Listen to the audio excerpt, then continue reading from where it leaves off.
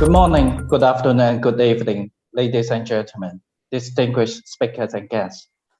Welcome to the APEC Women Connect online conference. My name is Sam.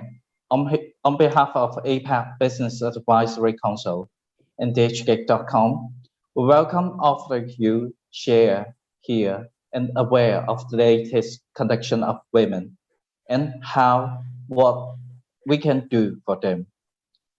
We'll be talking about the landscape, solutions, and recommendations we need to keep our eyes on and could help women in worldwide weather the storm together. So here is the format to give you an idea of what to expect. We'll have one welcome speech, one landscape intro, 3 panel sections, and 3 stories, which will be shared by leaders from UN Women, Ministry for Women New Zealand, Women Political Leadership, China Chamber of International Commerce, China Women's University, Visa, and others. I will kick off the conversation asking questions about some of the high-level themes and trends we should be thinking about. But due to the time constraint, we're not able to open up the floor for Q&A. Instead, you may reach out to us if you have any questions. So let's get right into the first section, the welcome remarks by Ms. Julia Torreblanca from Peru, Chair of APEC Inclusion Working Group and Vice President for Corporate Affairs of Sociedad Minera Cerro Verde. She has been leading and promoting women policy agenda in APEC and Peru proactively. Julia, the floor is yours. Thank you very much. Good day or evening to you all, depending on which side of the Pacific you are at. My name is Julia Torreblanca, Vice President of Corporate Affairs at Sociedad Minera Cerro Verde, member of the APEC Business Advisory Council APEC, and chair of the APEC Inclusion Working Group for 2021, position that I held with a lot of honor and with a lot of pride, considering the impact we can cause in people's lives. It's a great honor for me to welcome you to the APEC Women Connect Conference 2021, an event that has been organized for many years now by APEC, APEC Women Connect, and DHgate.com. Before starting, I would like to take this opportunity to congratulate Diane Wong and her excellent team for making this important event possible. In the same time, online, I want to give a big thanks to all the speakers joining the event throughout the day that will provide us with their insightful messages and exciting discussions. It's not coincidence that Diane Wang is leading this effort and event tonight or this morning. She has been championing women's digitalization efforts for many years now, and pandemic allows us to highlight how important this task is in our current and future environment, and how relevant Diane's work is. For all of us here, it's not a surprise that COVID-19 pandemic has caused tremendous economic and social repercussions around the APEC region. However, not everyone is conscious that the structural weaknesses of our systems put women in a more vulnerable situation, making us lose the equivalent to many years of progress in the fight for equality. Under this scenario, we, the APEC members, work to encourage policymakers to deploy appropriate support programs that allow us to build back better, addressing the challenges of gender equality and providing resilient conditions for both men and women. At the same time, we acknowledge this is a great opportunity for us in the private sector to engage even more actively and find together with our authorities the best way around the challenging times. The event that gathers us digitally today is a central APEC effort to highlight the importance of addressing the big disparities between working men and women. We are sure that at the end of this event, we will be on a better position to develop our annual recommendations to APEC leaders with a greater idea on the best practices of both companies and international institutions to promote the economic inclusion of women and lift them out of vulnerable conditions. You will notice that today's agenda has a strong focus on the opportunities that digitalization provides for the empowerment of women. This is so because we are convinced that access to internet and digital literacy have a great potential to become silver bullets for tackling down many of the barriers to inclusive growth that this new social and economic environment is presenting to women.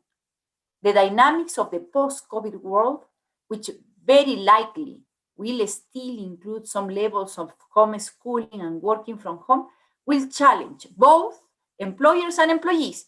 This is a discussion we need to start now, and if we aim to build back better, more inclusive and resilient.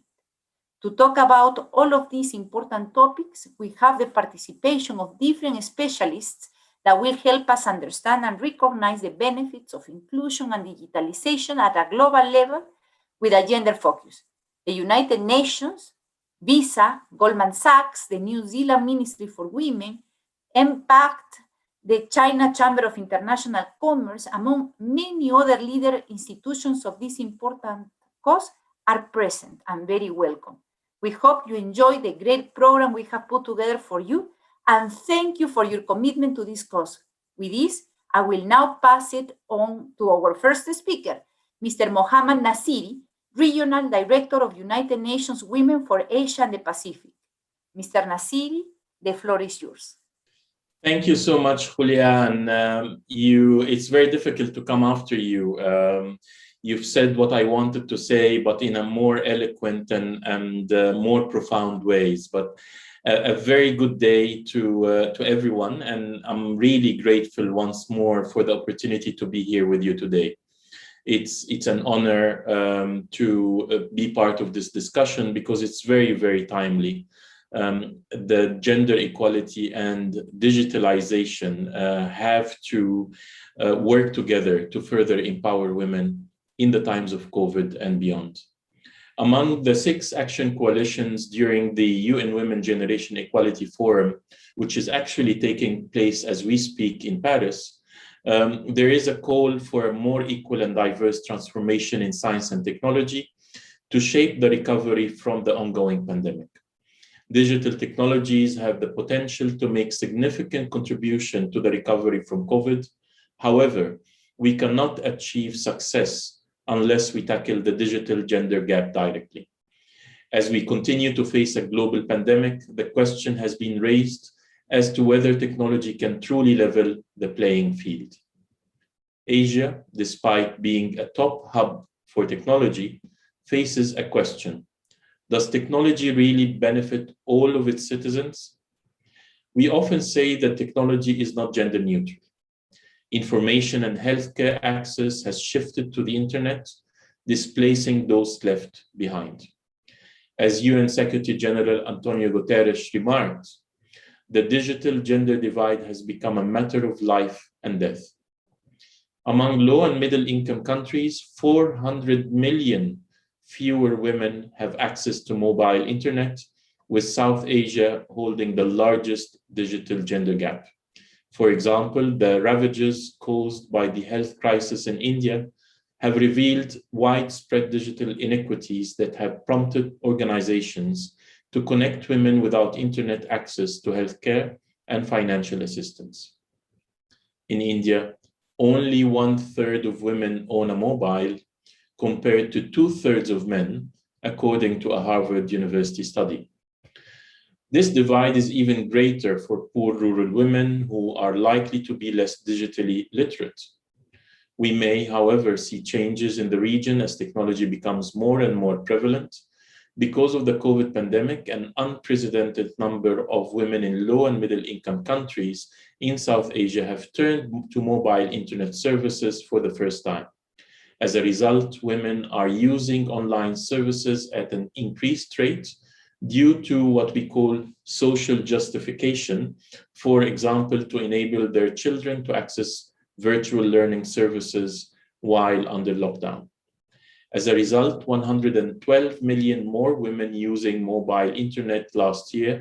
Women in low and middle income countries are now 15% less likely than men to use mobile internet, slightly down from 20% in 2019. There still remains a divide. However, and its consequences are apparent. For example, the availability of high-speed internet and devices such as computers and smartphones, along with internet navigation skills, significantly contributes to accessing COVID vaccines or financial assistance. This is exacerbated among women from ethnic minorities, with women with disabilities, and women living in remote communities. The rise of working from home is one of the more notable cultural changes that may have been observed.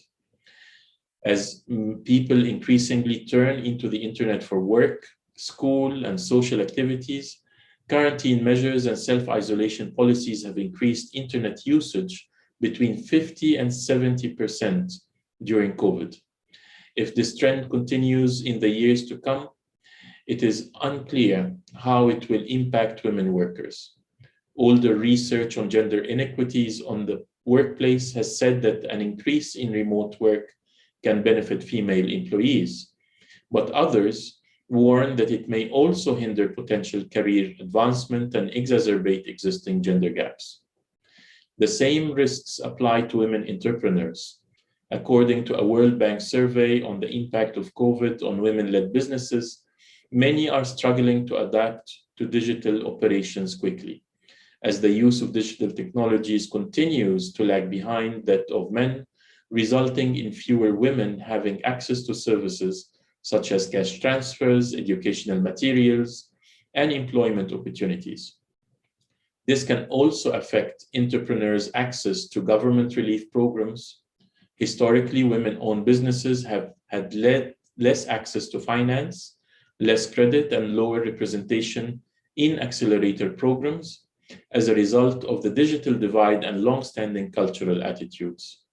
Over the course of this pandemic, we have seen a disproportionate impact on small and medium-sized businesses, particularly those owned by and led by women. We believe that digital technologies present enormous opportunities for women, which is why we want to get them into their hands. Unfortunately, these same digital technologies can also become tools of oppression, discrimination, abuse, and surveillance. Because in parallel with all of this, we must also address the unfortunately growing trend of misogyny and harassment in the digital sphere. As more people turn to online spaces and digital platforms in the wake of COVID, we discover that these spaces are increasingly being used to spread sexist, inaccurate, and harmful narratives about women, provoking hatred and potentially violence online and offline. Online harassment and threats affect women to all levels of society, including politicians, human rights activists, and everyday users. A study undertaken by UN Women shows that online misogynistic hate speech increased since COVID's lockdown and quarantine were introduced. At the height of the lockdowns in 2020, the number of tweets containing misogynistic language and references increased by 100%. Although online violence tends to be minimized, it's no trivial matter. The effects on survivors are devastating and lasting. This kind of abuse against women and girls online is associated with psychological, social, and reproductive health impacts, leading to high levels of anxiety, depression, panic attacks, loss of self-esteem, a sense of powerlessness, and withdrawal from online presence. Given these challenges, I believe we can adopt gender-sensitive COVID response and recovery policies while making sure that digital technologies can contribute to addressing the gendered impact of COVID on women. A key objective is to build the capacity of women in the region to identify, report, and block hateful content, and to promote social media literacy and counter disinformation through aligning with governments, development organizations, and researchers. In some countries, cyber harassment and stalking are not criminalized, and so we need to expand the laws to address these issues. We have also been working with our partners in the region to ensure that economic stimulus packages and other support not only target big businesses, but also workers, including in the informal sector and SMEs. Sectors as manufacturing, tourism, and hospitality, and other businesses where women are primarily employed in precarious contracts and are especially vulnerable to a global economic recession, should receive special attention. Women and girls should be encouraged to embrace digital citizenship. The potential for digital technologies to advance gender equality and ensure that no one is left behind can be realized only by increasing women's participation in leadership and in decision-making roles, as well as closing the gender data gap. In order for the digital world to reach its full potential, women must be involved. To get women's perspective and experiences widely visible inside the industry, more women leaders are needed in the technical and governance communities. A key initiative of the Generation Equality Coalition Blueprint is to double the number of women and girls working in technology and innovation. A major goal by 2026 is to eliminate the gender digital divide and provide universal access to digital literacy, in addition to investing in feminist technology and innovation to foster women's leadership. We see before us an opportunity to shape our future in a way that is more equal, diverse, and sustainable in the digital realm, following the medical and socio-economic devastation of the past year. Now is the time to act. For the sake of saving lives and securing livelihoods, closing the gender technology gap is not only the right thing to do, but it's also the wise thing to do. On behalf of Women Asia and Pacific, my sincere appreciation goes out to the speakers and our partners at APEC for their time and commitment. I'm looking forward to the engaging discussion we'll have today with the outstanding lineup of speakers. Thank you for joining us, and back to you, Julia. Thank you. Thank you, Mr. Nasiri, for your insightful sharing. Next, we are having Mr. Shun Xiao, Director General of Multilateral Cooperation Department at China Chamber of International Commerce. The commerce is comprised of enterprises, groups, and other business organizations that are engaged in international commercial activities. Ms. Shun has been focusing on gender issues in the business community. Ms. Shun, the floor is yours. Okay, thank you, Sam. Distinguished guests, ladies and gentlemen, good day. First of all, let me express my warmest gratitude on behalf of China Chamber of International Commerce to welcome you all for joining today. It is my great pleasure to say a few words on public and private collaboration to empower women. As Sam pointed out, that we are a nationwide Chamber of Commerce, and one of our key responsibilities is to advocate social responsibility and public welfare among business circles. When we promote economic and trade exchanges and cooperation between China and the rest of the world, we aim to build an inclusive ecosystem in which women and men can equally benefit from resources and opportunities. But the COVID-19 crisis has further exaggerated the gender gap, both at work and at home. According to McKinsey's report, the pandemic imposed a near immediate effect on women's employment. 1 in 4 women are considering leaving workforce or downshifting their careers versus 1 in 5 men. What's more, women in emerging economies are struggling even more from lacking of advancement opportunity, reporting greater challenge than workers in developed countries. Digitalization trends accelerated during the pandemic, further complicated the situation.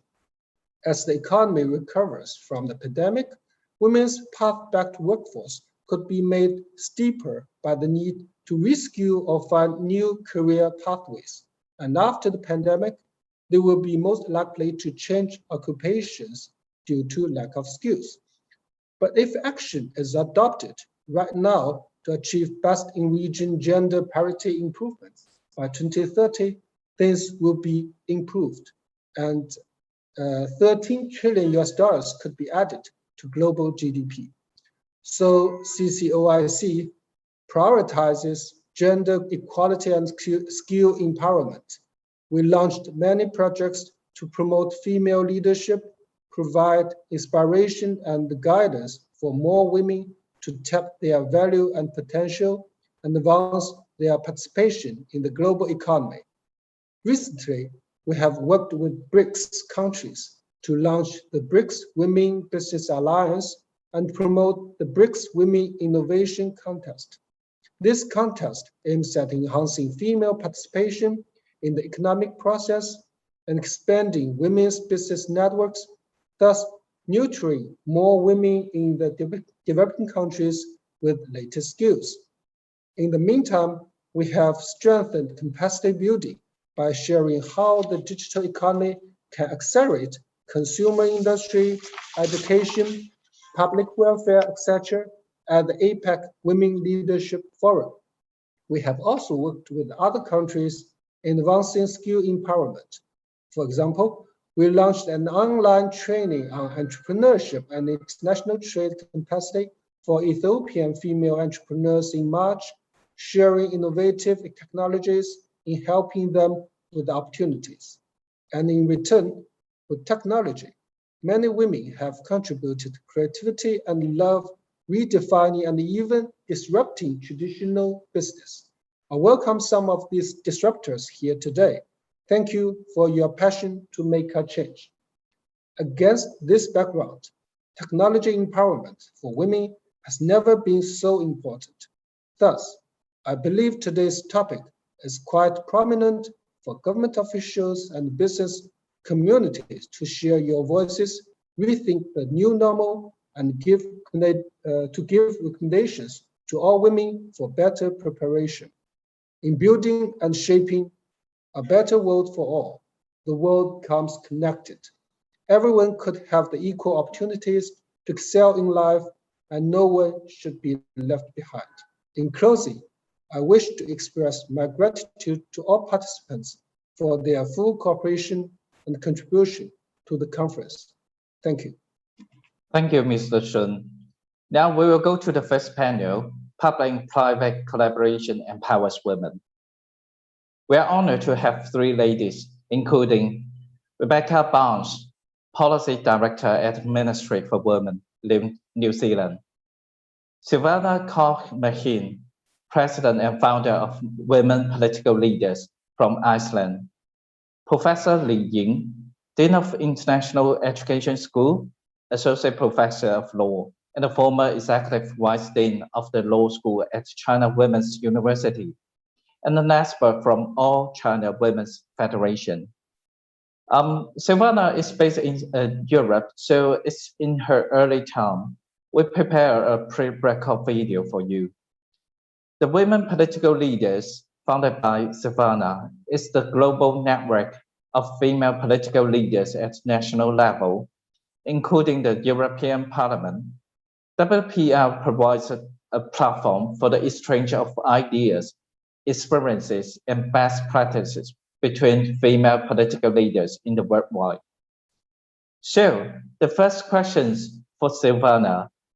Women political leaders is set to foster global conversations and collaborations to push for urgent action and accountability. Can you please elaborate more on how WPL drives the public and private collaboration? Well, Women Political Leaders was established as the first ever network of thousands of women politicians from around the globe. And this includes former and current heads of state, heads of government, ministers, parliamentarians, also local and regional politicians who work together, share ideas, and support each other to make a change in the world. And this is the first starting block of Women Political Leaders. Women Political Leaders has since 4 years established the Reykjavik Global Forum, which is an annual preeminent gathering of women leaders from across all sectors. And in this network, in this forum, we bring together women leaders from politics, from private sector, from academia, and from media. Also, for example, at the APEC gatherings in the past years, Women Political Leaders always hosted the Women Leaders Breakfast, to which Diane Wong was always an attendee, and she made sure that the work of APEC Women Connect is appropriately seen and recognized in its importance. And we obviously hope that these kind of gatherings will be feasible again soon. Women leaders, in our experience, really need three things, and that's community, connection, and communication. And that's what we try to provide at Women Political Leaders, that we provide community, connection, and communication for women leaders. We do this at our own Women Political Leaders Summits, and the last one just took place in June 21st and was co-chaired by the United Nations Deputy Secretary General Amina Mohammed, and it really had global participation of women leaders in parliamentary delegations, other esteemed speakers such as the Executive Director of UN Women, Fumzile Mlabo, or also the President of Ethiopia, the President of France, Emmanuel Macron. Many APEC countries joined, for example, ministers from Canada, from Chile, Malaysia, Indonesia, Japan, and others. And this is an important gathering because it's so crucial, the perception of leadership, the perception of women as leaders. We can say perception matters. And this goes across all sectors. It's from politics to business to academia, because the perception influences women's participation in every aspect of society, of government and of business. And we can see that in countries or sectors where the attitudes and policies do not facilitate and empower women's leadership, but on the contrary, block them, hold them back, the women who are leading pave the way toward a more equal society, because they show what can really be done. And these women encourage not just other women, but everyone to realize the value of equality. Women Political Leaders has just launched an amazing initiative called Leading Edge, and it showcases examples of women business leaders across sectors and around the world, visionaries like many of you, and certainly like Diane, whose work significantly impacts their country's economies. So we are really determined to drive the transformation and perceptions of women's leadership. Okay, the second question, one of the most important aspects of women empowerment is increasing the number and influence of women in leadership positions. In particular, the political sector. Are there any new development or case studies that can be introduced to private sector as well? In some ways, the private sector is really leading the data collection and the resource provision for making the case for how important it is that women are included equally in leadership.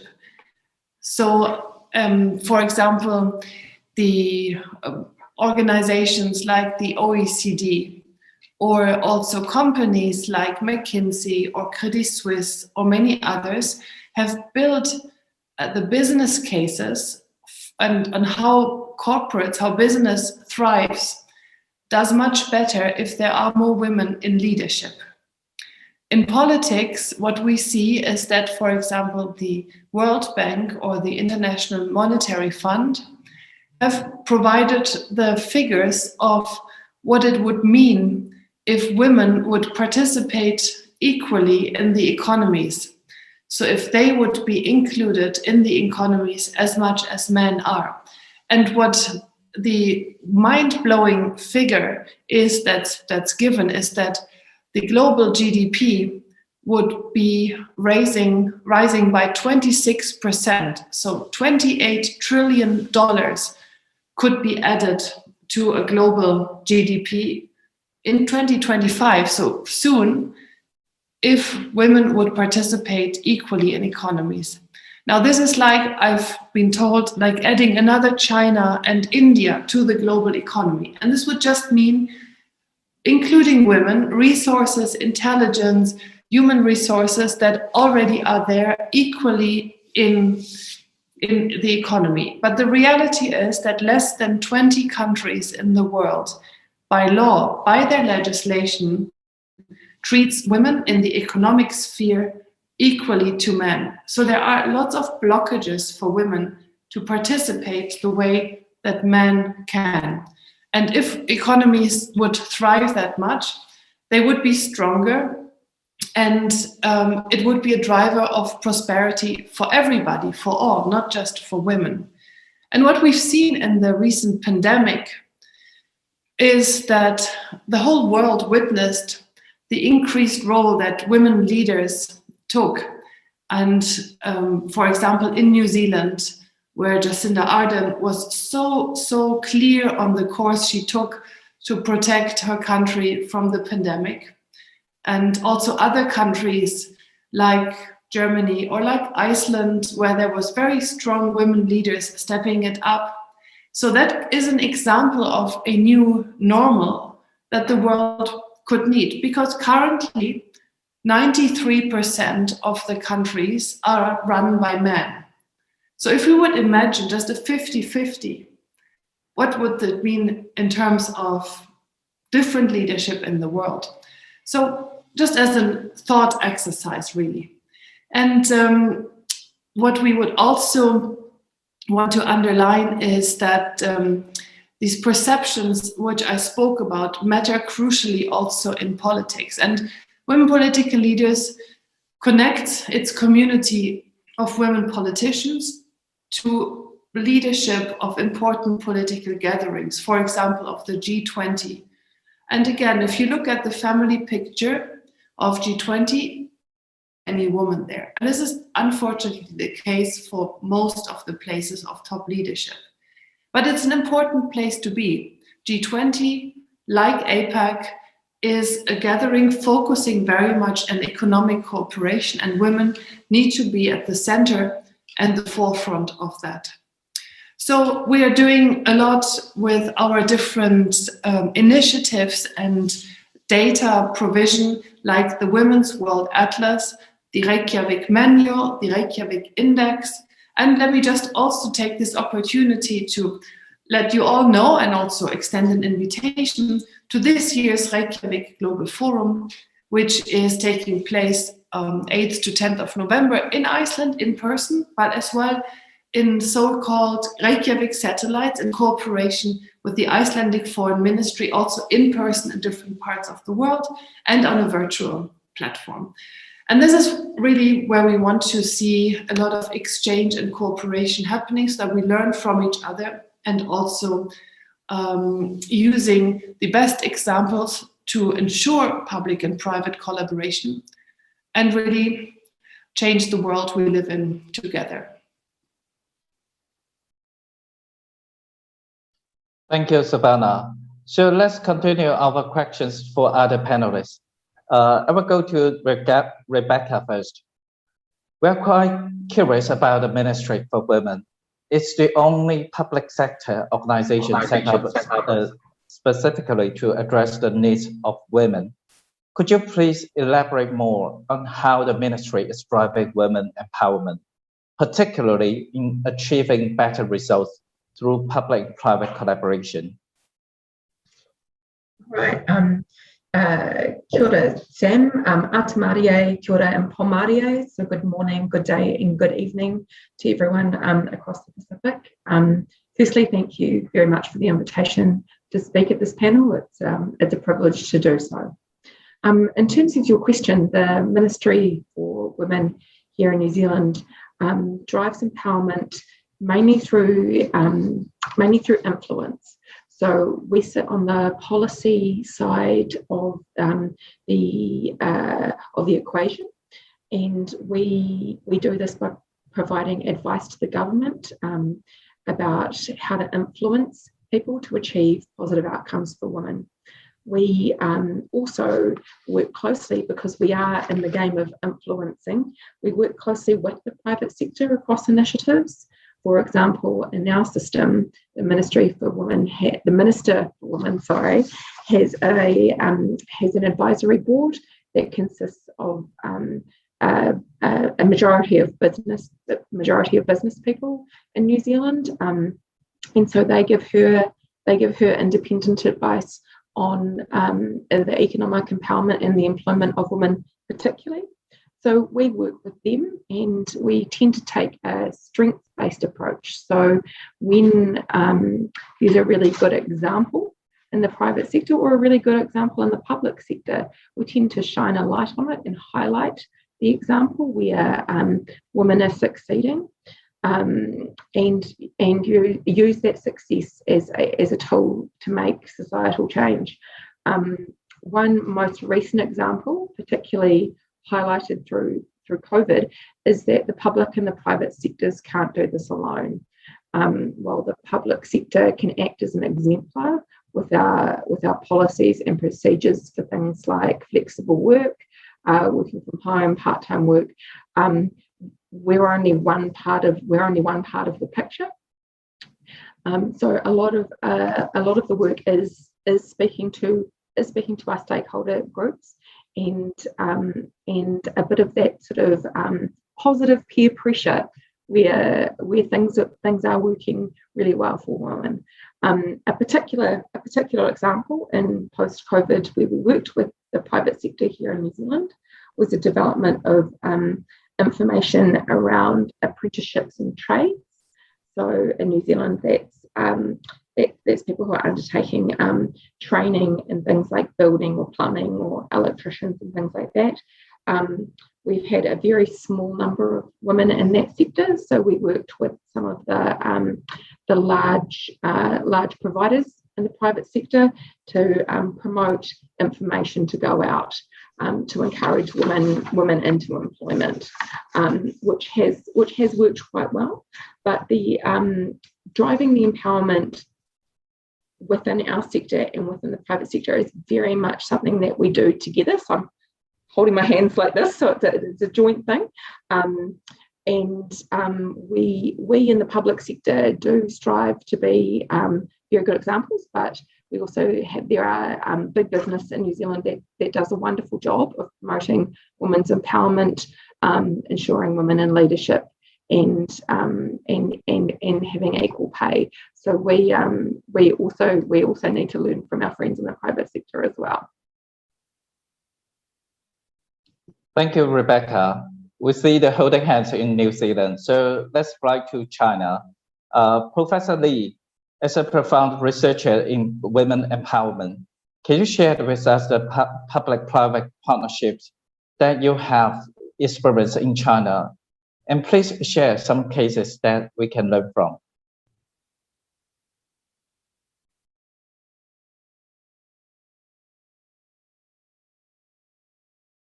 Hi, Professor Lee, we cannot hear you, so maybe you can turn on your...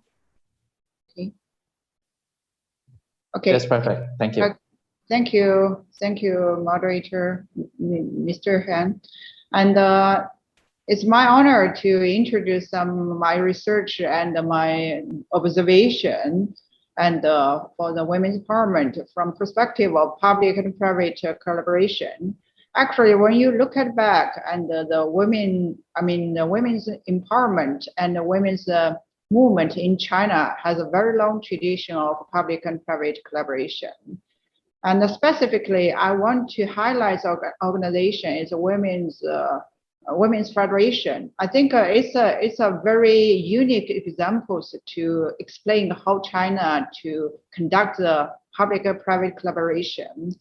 And I'm not sure if how many of the audience know about the Women's Federation. Women's Federation in China, on China Women's Federation in China, it actually is the biggest women's organization in China. And I want to highlight this organization because actually its network, it covers from central government level to the village level. It covers five levels. And so you can get all the information from the very grassroots level and then give this information to the central government level. And another point I want to see is actually because the On China Women's Federation have a very close connection with government and also with the civil communities. So you from their network, from their publications and from their policies, you can see all the opinions and the ideas that you can read from their publications and from the research report. And the third I want to say is actually this kind of collaboration in China is can be seen from the two important conferences. Every year in March in Beijing, there will be a National People's Congress conference and also the People's Political Consultative Conference. And every year, because of representative of this two conferences, and some of them are women, so every year they need to fulfill their responsibility to give bills and give proposals. And if you read their proposals, they need to get proposals to highlight the women's needs and the girls' needs. So some of my colleagues will write and do the research and write the proposal together with this representative to give their proposals to this important conference. And this is one point I want to highlight. Another point I want to highlight is actually in China today, if you look at the public and private collaboration, and I want to see that according to law, the law of the women's interests and the rights, I think the law cannot see in many other countries. In China, we have the women's law, specifically to emphasize women's rights and the interests should be protected and should be confirmed. And according to the article of that law, that the women has the rights to give the opinions to the government, and from the Women's Federation, and also they can give these opinions and consultation to the government. And I want to give examples so that you can see more clearly how women's empowerment, especially the economic empowerment. Last month I went to the town in Jiande County in the Zhejiang province. And together with my students, my graduate students, we did the field trips. So we visited a female entrepreneur, and her story is really, I think, a very good illustration how the public and private collaborations. I'm shocked because I read her story in the magazine, in the airplane.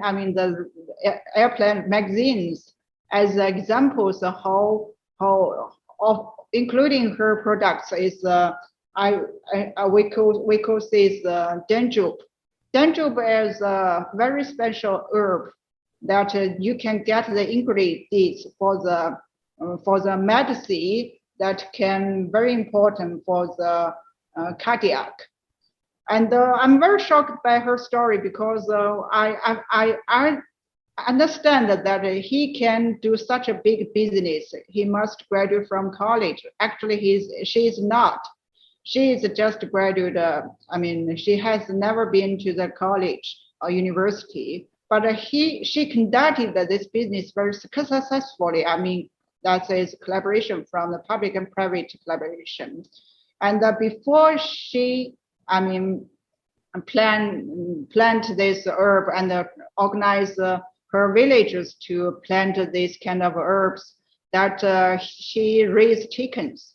And because China concerned more about environment protection, and the government considered to change the industry, local industry, into a environment friendly economic industry. So they actually, the government and together cooperated with the university and the research institute to find that this place is a very right place to plant the dendrobe. So they encourage these women to be the leader, to organize the local village to plant.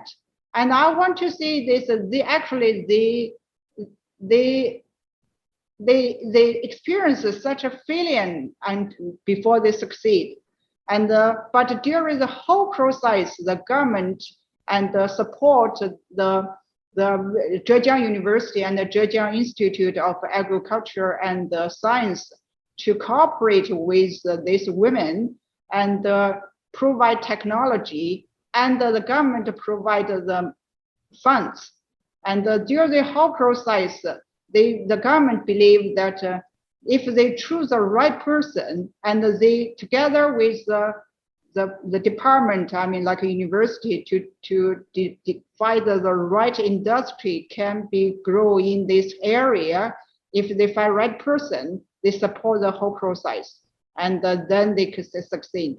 And I think maybe some days some of you, if can visit China, I think it's a very, very good example to see how they cooperate during this process. Yes. Thank you, Professor Lee. Rebecca, we understand it's not an easy job to push for women empowerment.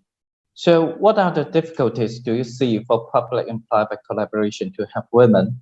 And how have you addressed any of these difficulties, and in what jobs would need more effort? Thank you. One of the key difficulties across everybody in both sectors is really driving this change in and of itself, because people are so resistant to change, or resistant to what they don't know, or what they haven't experienced before. So part of the difficulty of this change is convincing people that, you know, it's the right thing to do, and it's good for your business, and it's good to have diverse leadership. So we do this again, similar to the earlier point around influencing change. So holding up really good examples. For us in the public sector, we do a lot of research. We look at issues like women on boards, and we help women see these opportunities and push women on boards for the public sector. For example, we've got around 50% of women on the public sector boards. So we use that as an example to prove that this change is a really good thing. In terms of requiring more effort, I think we're all sitting here today in this conference because we still need to push, we still need to promote women, we need to create opportunities for women. So I think there's still much to be done, and empowering women economically in the public and the private sector. I mean, we've all many of our economies have spent hundreds of years not having women empowered. So it's not an easy fix. So one of the difficulties is in places like the Ministry for Women, we can see this, and we want change, and we want change in evolution, and we want it faster. But part of addressing it is being very methodical and very clear about what we're trying to achieve and why, and again nudging those changes through. We in New Zealand are hoping that public service again is an exemplar with women on boards, and we're hoping that will nudge the private sector in New Zealand to empower women into leadership positions. So I completely support my earlier panelist's comment about perception matters, and it matters a lot. You can't be what you can't see. So we need women in these positions. We need women leading business. and we need to shine a light on it. And for the public sector, that's where we can come in.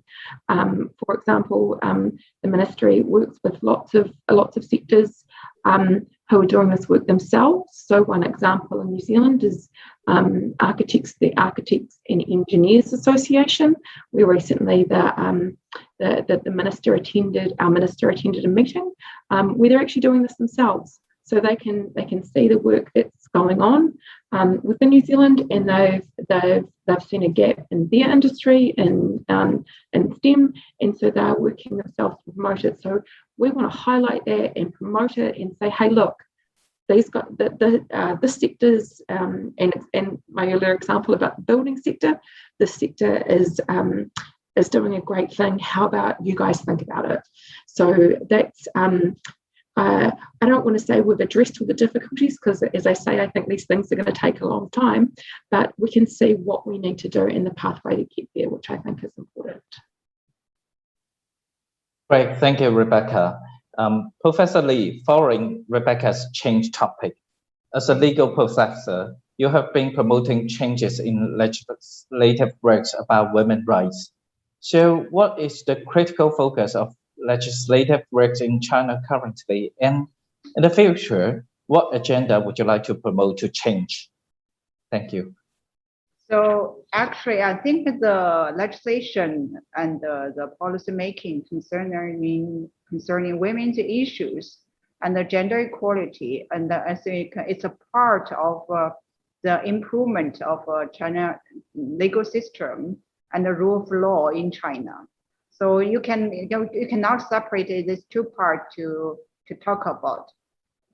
So also when we talk about this law, I think it's a part of our next 5-year plan for national economic and social development, and the long-range objectives through the year 2035. The Chinese government has published that document. If you read this document, I mean, closely, you can see a lot of problems or challenges that has been pointed out in this document. And it's also in line with our research and our observation. I can give examples. For example, like in the health sectors, it's concerning the systematic mechanism about the cervical and the breast cancer. Actually, this is a program that lasted for many years. And then this time, this document points out it will be a comprehensive system to prevent and to treat. And another point I want to see is this document highlights the rights of women to receive education. And if we look at China, you can see that actually we know in the primary school that almost 100% girls can receive the primary school education. But this time they talk about the continuous raise the year of the receive education and the quality of education. And also another part, I think this will be closely connected to the law and the legislation, is about the gender discrimination in the employment, and to ensure women to benefit the equal economic rights. And the fourth point is about the rural women's land rights. This is a very big challenge in China today, because the contradiction between the formal law and the customary law, and so there's a very big contradiction. So we need to strengthen the law, formal law, and also the change the custom to ensure women to enjoy their rural women enjoying their land rights. And another part I think is will closely connected to our law is about the gender impact assessment system. Now China is set up this system, and the reason is that we need to emphasize to improve the data collection, so as to make laws on the evidence-based and the data-based, and to to meet the real needs of women. And this year we have several laws, new laws to be adopted, like a family education law. I mean, actually it means a parenting support law, but in China we call it a family education law. It's to support parents to be better parents, to be a real parent, and to hold the government and society to support the policy, support them to be. And also we have the new law like a preschool education law, and this is also closely connected to women. And also another big another news that I want to share is this year in China, because last year we adopted the civil code, so civil law code. So this year we will correspondingly we will amend the women's law. I mean the law on women's rights and protection, or the laws around protection of women's rights and interests. I think there will be a big change on this part. Thank you, Professor Lee. We're running out of time. Here is the last question for both. So, Rebecca, what's the post-pandemic agenda for the ministry? Thank you. And since we are running out of time, I'll make this very, very fast.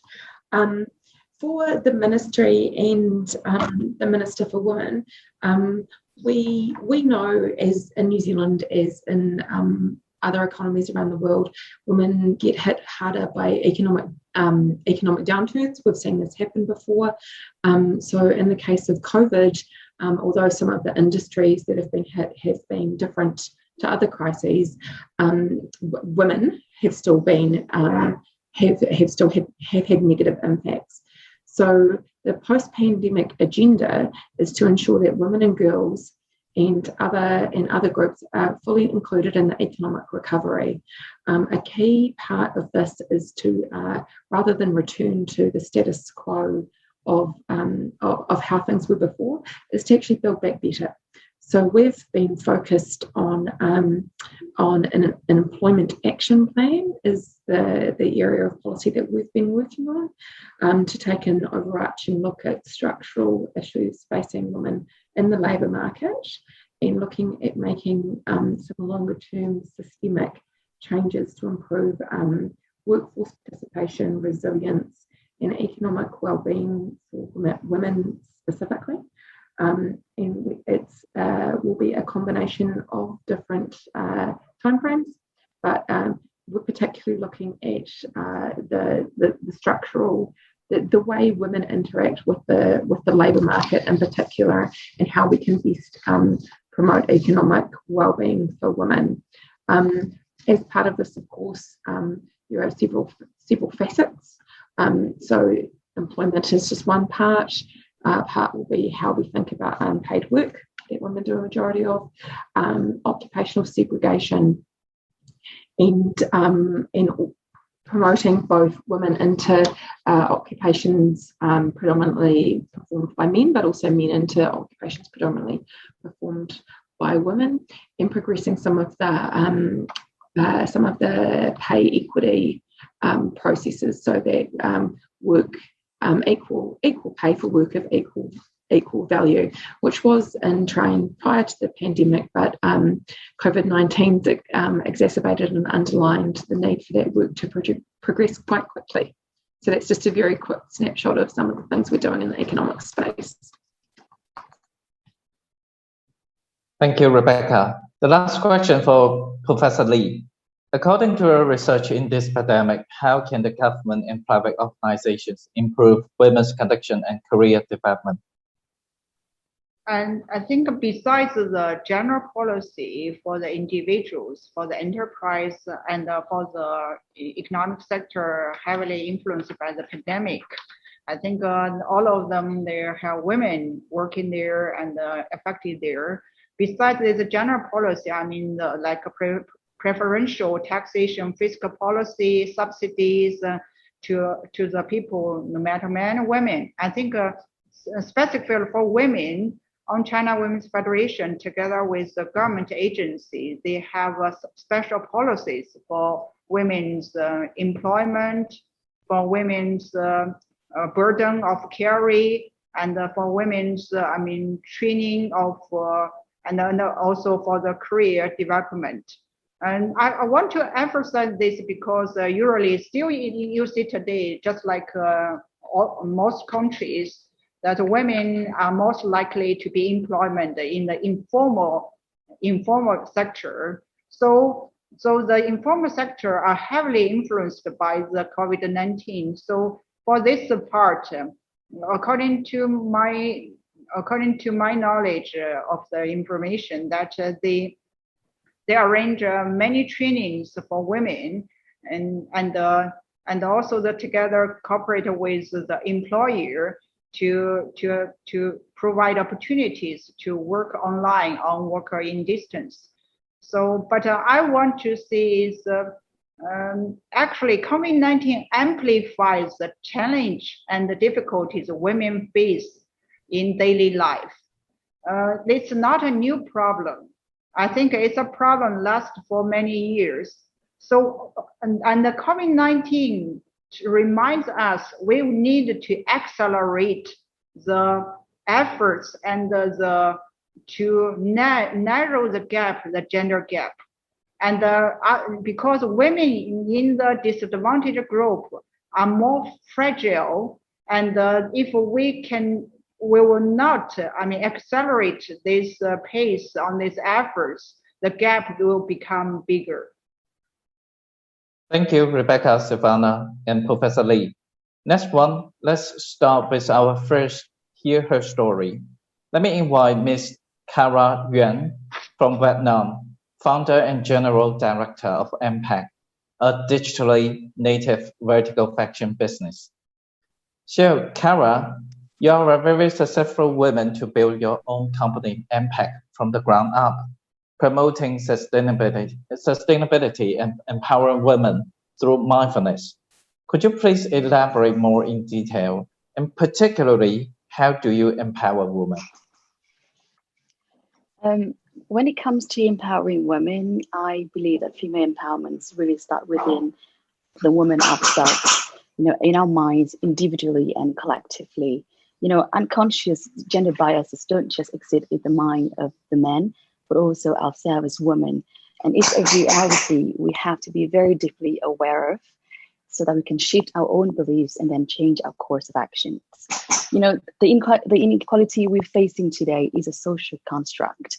And over time, women have naturally internalized limiting beliefs on ourselves, from the kind of role and kind of what we can have in the society to how we should perceive our own body and beauty.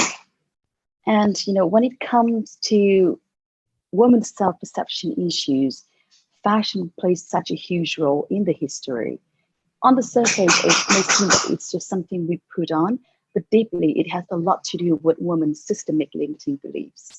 And especially in today's disruptive world, with the rise of social media, it may further affect mental health of the women, especially in young women as well. What I see is that a lot of women from all walks of life struggle with so much clothing and face difficulty to choose outfit every morning. And the figures is actually scary.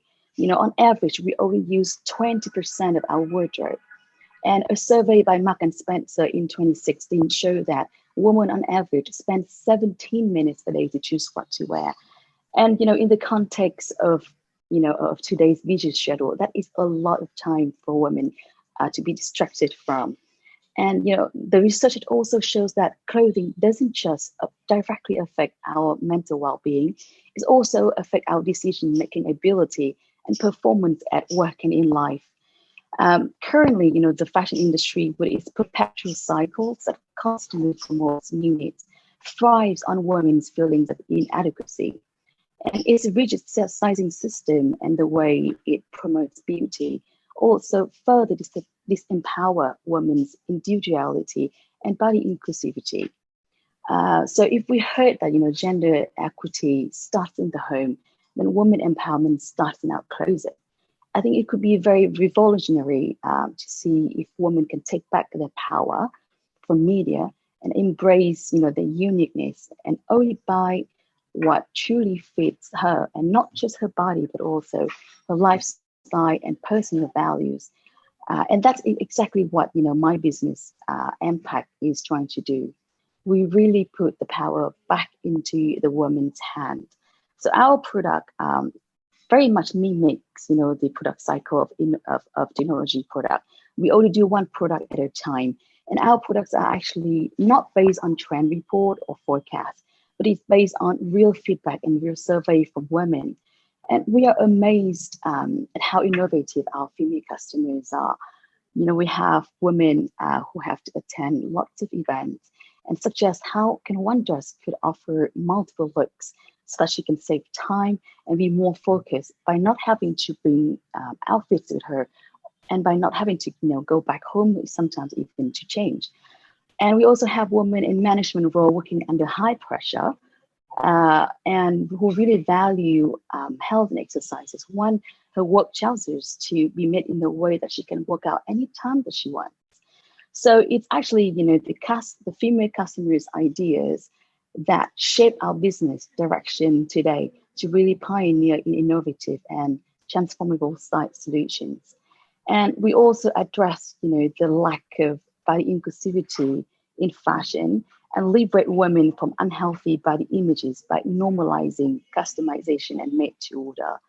And the feedback are great because our women are not just empowered by the fact that their clothes are now more quality and individually made for her. She also very empowered because when she support our model, she also helped tackle the environment issues with the massive amount of burn unsold inventories in fashion.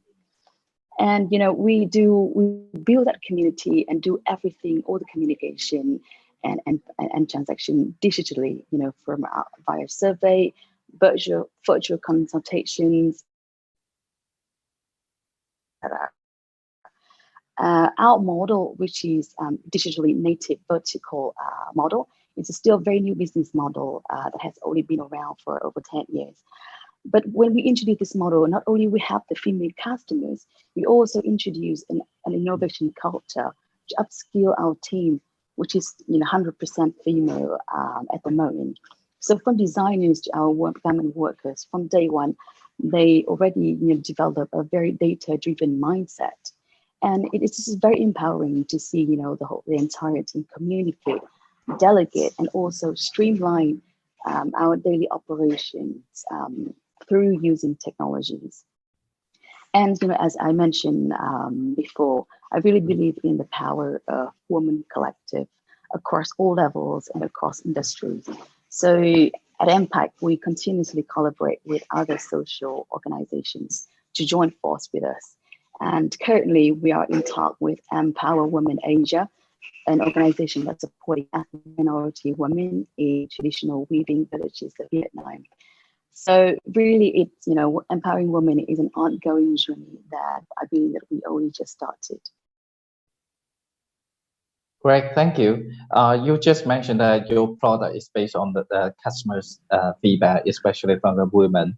So we understand you are also a prolific leaders on fashion and women's issues, serving in Fashion Revolutions and other organizations in leadership capacities. I do believe you collect those feedbacks from there. So what do you think are the most urgent issues of today, and what are you personally focused on? Apart from my business, I'm also served as the coordinator of the Ho Chi Minh coordinator for Fashion Revolution, which is the biggest activism organization in the world in the fashion industry. And out there are probably not many industries that have a global activism organization to address its issues. So there are a lot of problems we need to tackle within the fashion industry.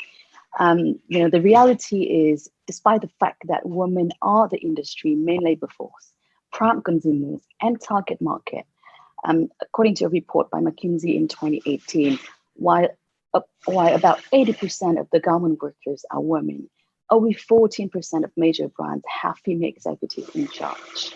And even at designing level, more than half of well-known women's web brands are actually designed by men. So there's no wonder that why women keep buying more and being stuck in this consumerism and still don't get what they truly need. And this actually also have a knock-on effect that cause fashion a huge overproduction and overconsumption issue. It is quite shocking and alarming to know that 2/3 of all clothing made goes to landfill within just 12 months. And this, problem is so, very interconnected and directly linked to gender equality problem, because the exploitation of female workers are due to the pressure to keep things cheap. And when things are cheap, they become disposable. So, if we, female consumers are not being mindful with our own purchase decision, we may accidentally, unconsciously further add to the gender inequality, to female workers down the supply chain. And that is why, my mantra has always been to be about less but better. And better here is not just about better for myself, but also for the life of the people who make the product, and so on, and also for the environment as well. And I'm really mindful in my journey that I'm trying to lead by example, both at work and in life. Great, thank you. The last question, could you please share any advice how to become more resilient in this digital age with our women's online? Right. It takes quite a few factors to cultivate resilience, right? And it's also a journey. I think when it comes to digitalization, just like anything else in life, it comes with pros and cons. And one of the biggest benefits with digitalization I found is the access to knowledge and learning for continuous personal development. And, it really is the case that today with technology, we can learn almost anything when we set our mind. So that is, one way for women to always equip herself with more knowledge and personal skill. But also on the other side, when it comes to technology, is that it also comes with more distraction, overwhelming information, too much opinions, shopping, social media, and they're all waiting for us to consume. So, really being mindful to be the user of technology and not being used by it is one of the key skills that I'm trying to develop to, the ability to be focused and immune to technology distractions is probably one of the macro skills in today's digital area. Last but not least, in today's very uncertain world with potential, unexpected traumas, I found that, practicing gratitude is very helpful to enable us to, really stay positive and, be present with what we have and then overcome the challenge. Great. Thank you, Kara from Vietnam. Now we are going to the second panel, Technology Empowers Women in the Crisis. We'll have women leaders from different sectors, but focusing on tech empowerment, including Annie Chan, Vice President, Head of Corporate Communications, Greater China at Visa; Diane Wang, Co-Convener, Economic Empowerment Task Force Inclusion Working Group of APEC, and Founder, Chairperson, and CEO of DHgate.com; Zhixin Chen, Senior Vice President and Partner at Plug and Play China. Let's start with our first question with Annie. Annie, as a leading global payments technology company, what is the most critical agenda for gender equality and diversity in this pandemic for your company? Thank you, Sam. Great honor for me to be here today, and it's wonderful to hear lots of inspiring thoughts on inclusion, diversity, and women empowerment, etc. So Visa is a global payment technology company for more than 60 years, and we have operated in China for over 30 years. We partner with over 15,000 issuers, with over 3.5 billion cards issued and accepted in 70 million merchants locations around the world. As a leading payment network, our vision is to be the best way to pay and be paid. for everyone everywhere. Visa joins our clients, partners, fintech, startup, and other stakeholders to connect the world, helping to empower people and businesses and communities to thrive and to be the trust engine of commerce and enable money movement. As you can hear from our visions, everyone everywhere. So inclusion and diversity is always on top of our mind. Beyond our efforts to make economies more inclusive, a cause that has inspired our team is the worldwide effort advocating for inclusion and diversity, which is a business imperative with plans, commitment, and specific goals that we are tracking. So during pandemic, lots of business are forced to close down, for example, like restaurant, retailers, servicing industry. So women are the key contributor to the labor force in this sector, and they are losing their jobs. Also, children are not going to school and women are expected to stay home to look after them. So statistics show that women are exiting from the labor force because of pandemic, which will have a long-term impact to the economy. It's critically important for companies like Visa and the society to support women. Visa is committed to using our full power of the global network, our brand, and financial services to empower our female colleagues. Diversity and inclusion is a key pillar of our company, and that encompasses culture, ethics, age, and as well as gender diversity. So in addition to good finance and strategy, inclusion and diversity give us the competitive edge to better serve our clients and collaborate with partners. And the key to create the diverse and inclusion work culture that different perspectives are valued and every colleagues feel comfortable come to work every day to do their best. And we are using our purchasing power to increase the number of diverse suppliers within our network and holding our supplier accountable for ensuring they have stepped up their internal diversity efforts. We believe economies that include everyone, everywhere, uplift everyone, everywhere. I'll pass it back to you, Sam. Thank you, Annie. I like it everywhere. So Diane, I understand you are also from the cross-border industry, e-commerce industry, selling everywhere. So could you please share how the pandemic impacted the e-commerce industry? Thank you, Sam. Indeed, I think this pandemic has been very challenging for many people. A McKinsey report says that COVID-19 has disrupted the workplace in ways we have never seen before.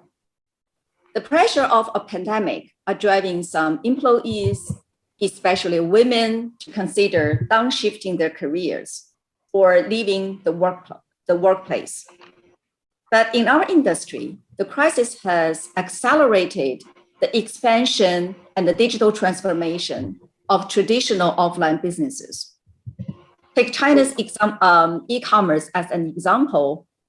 In the first quarter this year, according to China Customs data, cross-border e-commerce export jumped around 70% due to the surging demand through this convenient channel. In our platform, sellers and partners have sustained their growth by deploying digital tools proactively.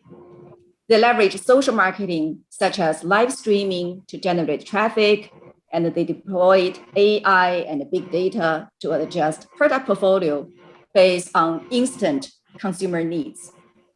So in results, some sellers' sales surged by 3 times last year. Maybe I can give you another example. Maria, a Texas-based Zumba instructor, quarantined and lost her income due to the virus. But she's been able to survive through our decentralized e-commerce SaaS platform, MyShop. She has introduced Zumba leggings and tops from the SaaS platform to her fans in Facebook community. Once her fans place orders from her channel, we would drop ship to her customers, and she can earn money from selling products through her private online community. So she doesn't need to understand the trade policies, operations, and logistics, but focusing on Zumba skills and managing the network So I think this is a simple business model that can enable everyone access international trade equally and boosted international trade to the next level. But the companies and individuals without digital tools have been suffering harder. So they are at the crossroads. The choices we're going to make today will have consequences on gender equality, digital equality, and inclusive growth for decades to come. Sam. Thank you. And let's go back to Zhixing as a seasoned executive in venture capital and private equity. And your company have promoted large startup innovation, cross-border acceleration, urban innovation, and others. Do you see more opportunities for women in the entrepreneurship? Especially, Diane just mentioned, actually many companies, they would like to have the digital transformation. Thank you. Yeah, thank you, Sim. Good morning, everyone. I'm very honored to be here to share my views with all of you. Yes, I do. Plug and Play as a venture capital and accelerator based in Silicon Valley for past 20 years. We are focused on scouting and helping the early stage startups, especially the high technology startups. So at our daily work, every day we meet a startup. And also we have a program named Fund Her. That means Fund Her and Fund Her. That's especially focused on to scouting and help the startups funded by the female founders and help them to connect with the VCs and the corporate partners and the mentors that help them the growth. Yes, I think very interesting. I have been in this industry for many years, and we are finding the women are developing day by day and from the job seeker to the job creators. So they are growing in many fields, not only in traditional industries like we all know, the clothing, the e-commerce store, online, and the designers, cosmetics, but also especially these years, we will find in some high-tech areas like the AI, the blockchain, the IoT. We find many female founders that start their business to give a huge contribution to the economic growth. So I can give you two examples. We have a portfolio companies that the founders recently just come back from Silicon Valley, and he found startups with very cool technologies, and also Mr. Lee's everyday full of passions, and it's very exciting. So this company make the physical reality digitalized in buildings by their independent solutions.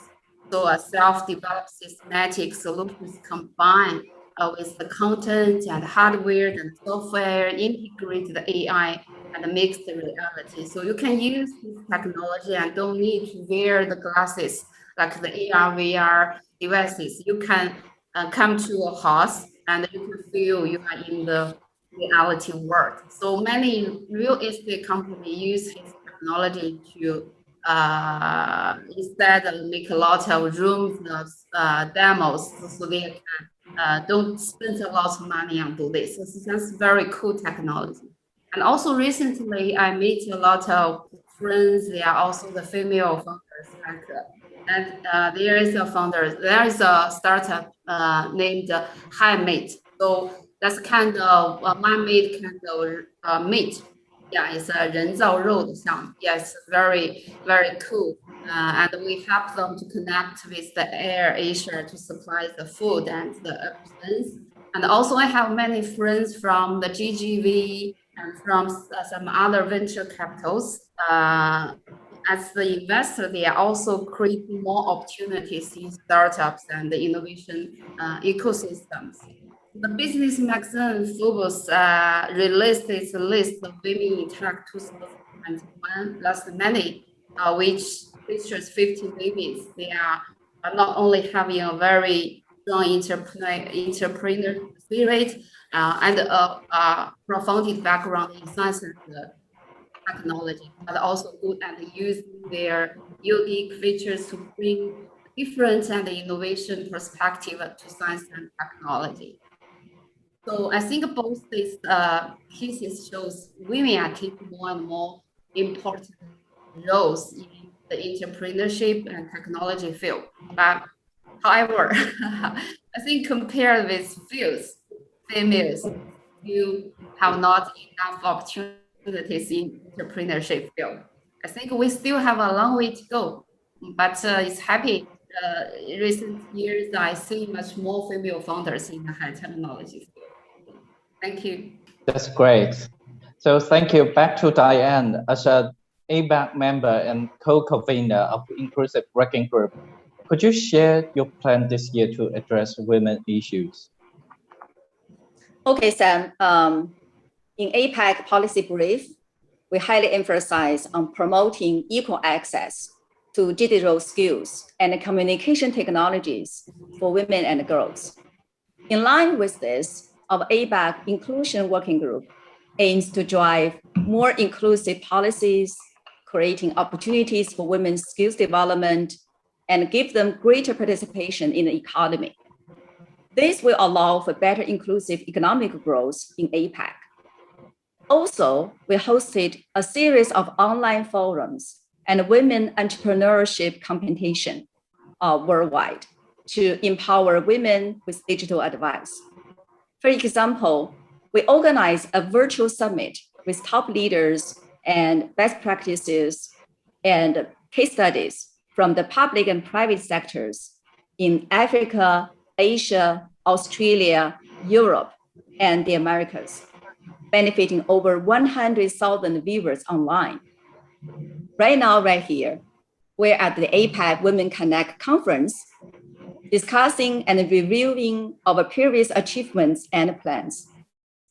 Moving forward, a series of programs have been planned in our roadmap, including the APEC Women Entrepreneur Survey in July and the APEC Women Connect Entrepreneurship Competition in August. I believe all of these deliverables would be able to provide skills, knowledge, best practices, and even solutions for women to survive and thrive.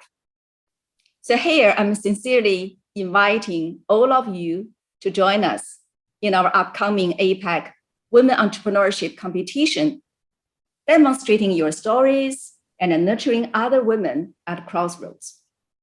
I think every single action from you, suggestions, story sharing, and encouragement will mean a lot for others. Thank you. And Annie, what do you think about the importance of capacity building in the women's community? And could you please give us some examples of what Visa has done in this area? Yeah.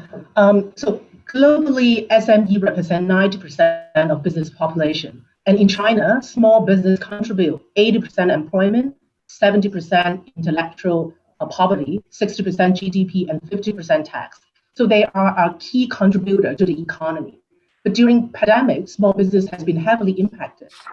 As a purpose-driven company, we have been supporting small business to recover from pandemic, helping and offering them the tools for digital transformation, connecting sellers and buyers through our network. And capacity building is the foundation to uplift women's skills, increasing the exposure, inspire new ideas, so they can learn from each other through sharing and networking. Visa has many programs, but let me share a few. So globally, we have initiative called She's Next, empowered by Visa, to support women business owners. So women experience difficulties in, say, like getting funding, participating in business network, gaining access to digital tools. So there is plenty of rooms for us to make a difference. And globally, we also launched Practical Business Skills, which is an online platform offering free education resources to assist small business owners with making confident, informed decisions to expand their business operations. So it helps with supporting the digital transformation of businesses. And coming back to China, we launched a Beijing 2022 and Women's Program in partnerships with China Women's Development Foundation and Beijing Sport University. with the aim to support the sustainable economic development growth in the host city of Olympics. This is a perfect example of public-private partnership, and our goal is to provide capacity building and training for 5,000 women business owners in culture, tourism, and sports sectors, so they can better capture the Olympic opportunities for more business, further expansion, and even market overseas. Visa has been the Olympic sponsors for over 30 years, and our goal is to enhance the skill set of the women entrepreneurs and bring them resources. So far we have already trained some 1,300 participants and has extended the geographic coverage in Beijing, Tianjin, Hebei to support the regional sustainable economic development under the national strategy. So a few data points for our baseline research, which shows the critical importance of digital adoption and transformation. And Visa has been contributing and supporting. So 70% of the respondents only sell in person. So they need to shift the business to online. There's a lack of digital tools and platform because only 10% doing online marketing. And also 70% of respondents agree Olympics bringing business opportunity, but they don't know where and how to start. Women business owners see their success in business has high association with their family. So there is an implication about work, life, family, and business. So technology and digital transformation can help drive productivity and efficiency. So business owners need to be equipped with a new set of skills and tools. And companies which are digital savvy, technology savvy, will have a higher chance to transform and survive. Thanks, Sam. Thank you. We're running out of time again. The last question for all, which is the recommendations for women in business. So let's back to Zhixing. You mentioned you met many successful women founders recently. So what common personalities do they share that other women can learn from? Yeah, that's a very good question. So even the female founders will meet a lot of difficulties and the funding and also the mentors networking and the self-confidence, but they have the many good qualities. I think both in startup and also in KPP, so they are perceiving their business as a cooperative network of relationships comprising of family, society, and personal relationships. So those successful young female talents, I think, have the passion and vision for what they believe and what they love. So they are very strong-minded, empowered, and healthy self-image, and take responsibility for their life. And they use their soft skills, emotion, intelligence, enhance the advantages in the business world. They are also very hardworking, good organizers, and the decision makers. I think another important features I need to say is that they can balance their life. Even many female founders, when they have a meeting with the investors also always ask them how to balance your life and your work. Yeah, so I have a friend that say, I'm not your wife. Why you always ask me this question? Yeah. So I think the very the good they can balance their life, judging the work and family, and never be easy. Yeah.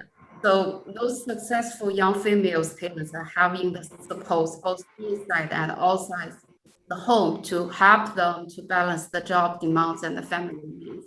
I think no matter the female or male, successful entrepreneurs are optimistic, keep growing their business. So female talents are better to unite the team with their soft skill and to maintain the core staff stable. During the academic time, our portfolio companies lead by female talents are stable with the team, and the people are together to overcome the difficulties are much more easier than the male lead company. I think that's very important. I think it's also the advantage for the female founders. Yeah. Thank you. Thank you. That's very great. And Annie, what's your company's plan this year and onwards in the post-pandemic era to have women? Yeah, Visa will continue to do two things. The first one, investing in our workforce, nurture a diverse, inclusive culture internally, and offer training benefits that support our employees' success. So we expanded Visa University, which is our signature global learning platform. We launched a world-class online and in-person training for our colleagues. Yeah. And externally, we provide capacity building, workshop training to uplift people knowledge and capability, including government officials, small micro business owners, and entrepreneurs. Yeah. And the second thing is empowering people and economies. Yeah. I gave some examples as that how we support SME micro small businesses and how to expand the financial assets and in order to bring them more resources and collectively to strengthen the capability and also that benefit the community. Because we know that when we empower women, the individuals benefit, the family benefit, and the community benefit. And again, we believe economies that include everyone everywhere uplift everyone everywhere. Okay, great, thank you. And Diane, can you please share what industry or tools can women benefit from? Okay, Sam, I try to make it short. From my point of view, I believe the digital tool is the perfect solution in addressing gender inequality, and it creates an equal environment for all. Since 2020, we've witnessed the power of e-commerce, online education, and e-government, which have helped us live through the most challenging time. Mm-hmm. I think in all of this thriving industry, women can be involved in any of them and benefit. Further, I think the entry barrier of digitalization has been dramatically lowered, given the mature technology, tools, and services available in the market. Everyone can simply use them, even sitting in the living room. But I think we need to aware accessing the skills is a crucial problem for many women. I still remember a voice from a woman farmer in Haiti. She said, "I've often heard the word digital platform, but never really knew what it meant or what it looked like." For example, they always ask how to sell online and how to use live streaming, how to generate online traffic, and how to access microfinancing, etc. There's a common questions for all. They're more fragile and experiencing problems accessing skills, technology, and finance. I think we must change this. It requires a strong collaboration between the public and the private sectors. For example, we can consolidate our knowledge, best practices, and where possible resources. We heard several speakers mention about in digital transformation with those women without digital skills and prepare for the new norm. Actually, I have seen some positive results from the UN's technology pool, and we can also launch the free SaaS for anyone interested in e-commerce to nurture women who wanted to make a change. I wish all sisters online can make progress a day, get a tool and learn from that. Then we will see a different us, that we can fight against any challenge on our roads. Sam, thank you. Thank you, Annie, Diane, and Jixing for joining us. Next, we are having the second Hear Her Story. Let's welcome Anna Davidson from England. She is the author of She Make It Happen, and speaker and founder of Amazon 101 Academy and Your Freedom podcast. Thank you, Anna. I know it's quite early there, so the floor is yours. It's very early here, but I'm very honoured to be here. So thank you ever so much for inviting me. It's great to be here. So I'm a digital and e-commerce expert, and as you said, I'm an author and a speaker. And listening to the last panelist, it was really inspiring because everything I was nodding my head, and agreeing with all of that. Because in 2013, I set up an online business for the exact reasons that we were just discussing, to get the balance, I'm a mum. I wanted to spend time with my family, and I felt that the digital online world was a way that I was able to do that from home. My background was actually, I worked in the corporate world for many years, but I did feel that I didn't really have that gender equality as regards to going up the corporate ladder and going into those leadership roles. And I think sometimes there's conscious bias and then there's subconscious bias, you know, and that was how I felt. And I think we talk a lot, don't we, about gender equality as regards to, you know, finances and equal pay. But I also think that women have this emotional burden as well, because, you know, a lot of us are mothers and we manage the home and we make sure that everybody else is okay. And there's actually a lot of research into this, that emotional burden can actually come out in a lot of stress and chronic illness. And I think we kind of touched on that as well. And I've been trying to inspire people along the way. Last year, I shared my very personal story of being a proud domestic violence survivor. And I share this not for sympathy, but just to inspire people, because I feel that if I've been able to, you know, turn my life around and build a successful online business by learning these digital skills, and just like Diane said, you know, being in the world during the pandemic, e-commerce, there's such a huge opportunity, and a lot of offline businesses have really struggled. So I really do feel like women, we need to skill up, because we can get the balance. If I've been able to do that with my story, then I believe that anybody can do the same. And last year, it was a complete honour to win the champion spot of the APEC Women Connect competition, as well as also being featured in Forbes magazine as well. So I also have my podcast, which I think by sharing our stories, you know, we've all had challenges, whether that's business challenge or maybe a personal story such as mine, but by sharing our stories, we can really empower each other and support each other as women.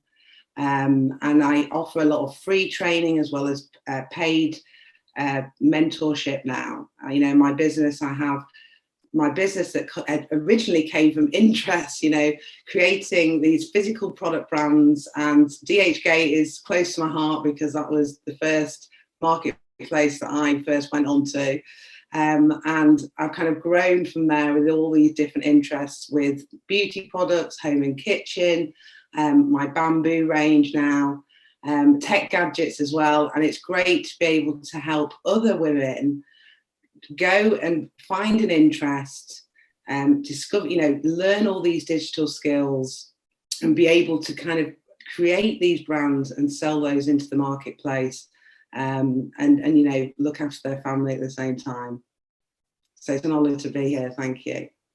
Thank you, Anna, for your sharing. I owe you a coffee. So next panel, women entrepreneurs strive and thrive in the crisis. We have Chanta Sinha from India, a member of BRICS Women Business Alliance India chapter, founder and chair of a Man-Bank and Man-Foundation, which is India's first bank to help women in rural areas.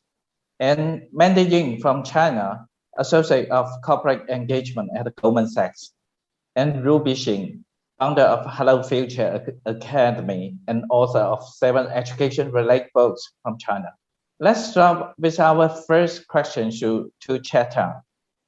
We know you are a famous social activist working to empower women in rural areas by teaching entrepreneurial skills, access to land and means of production.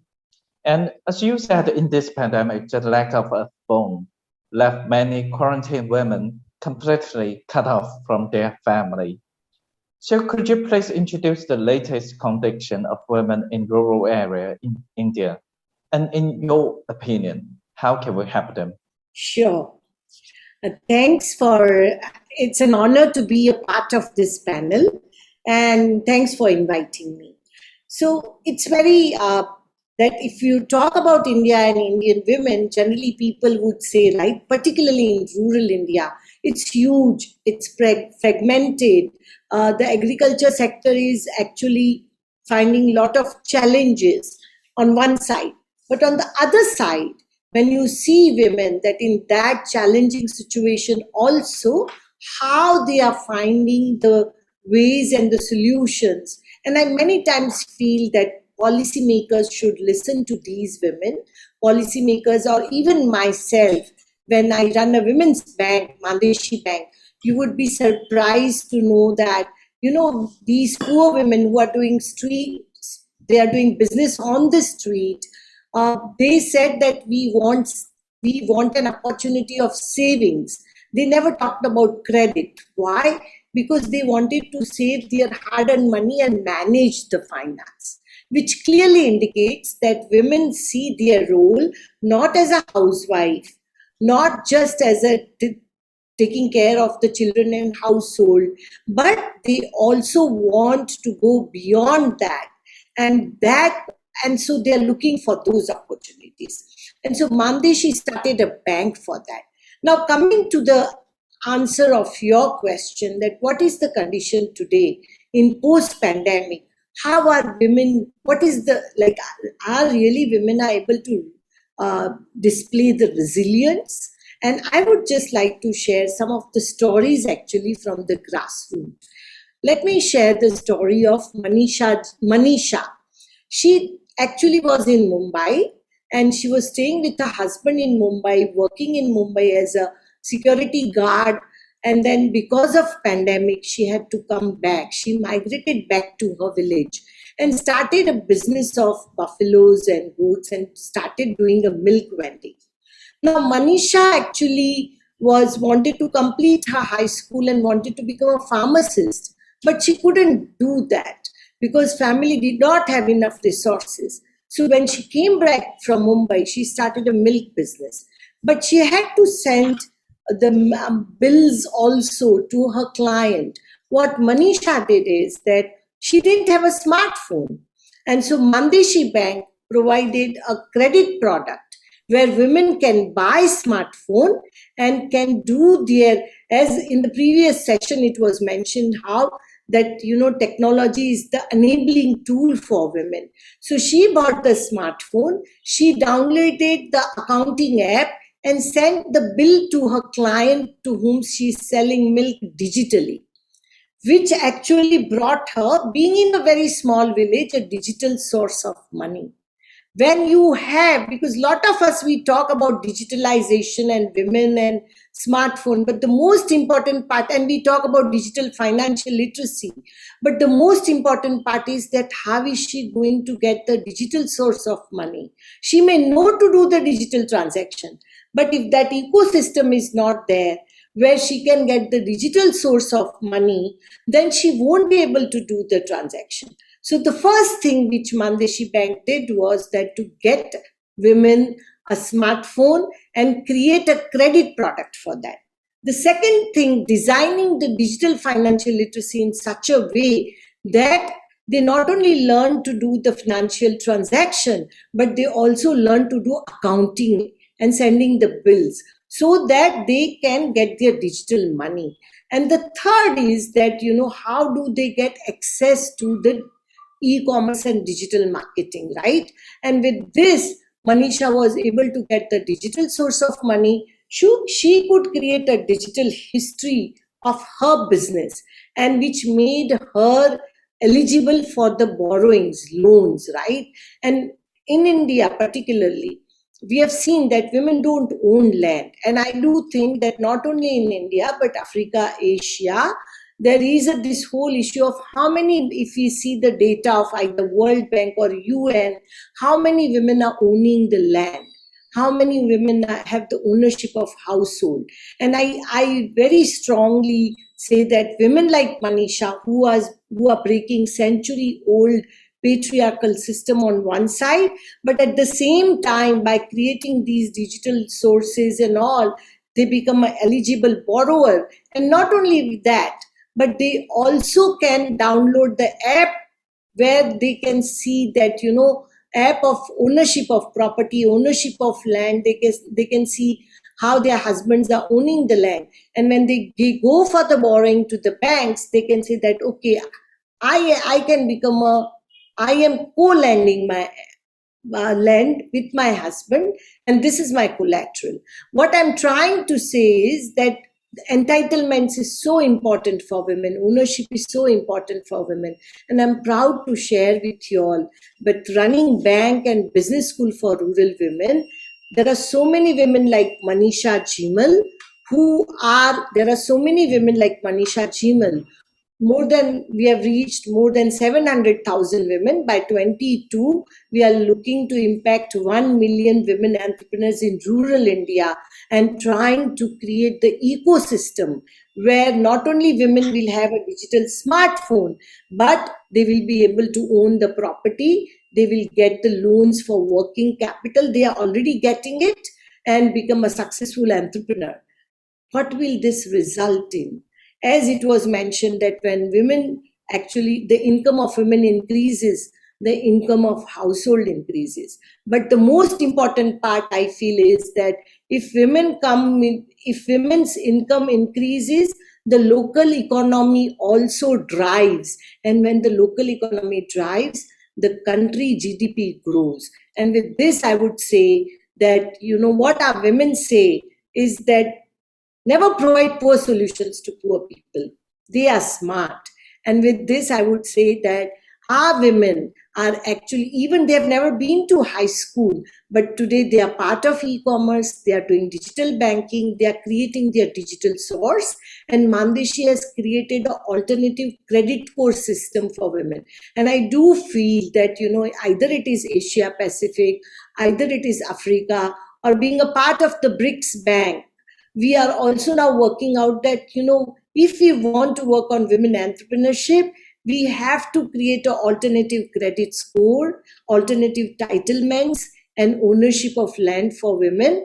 Then only they will be able to drive in the formal economy.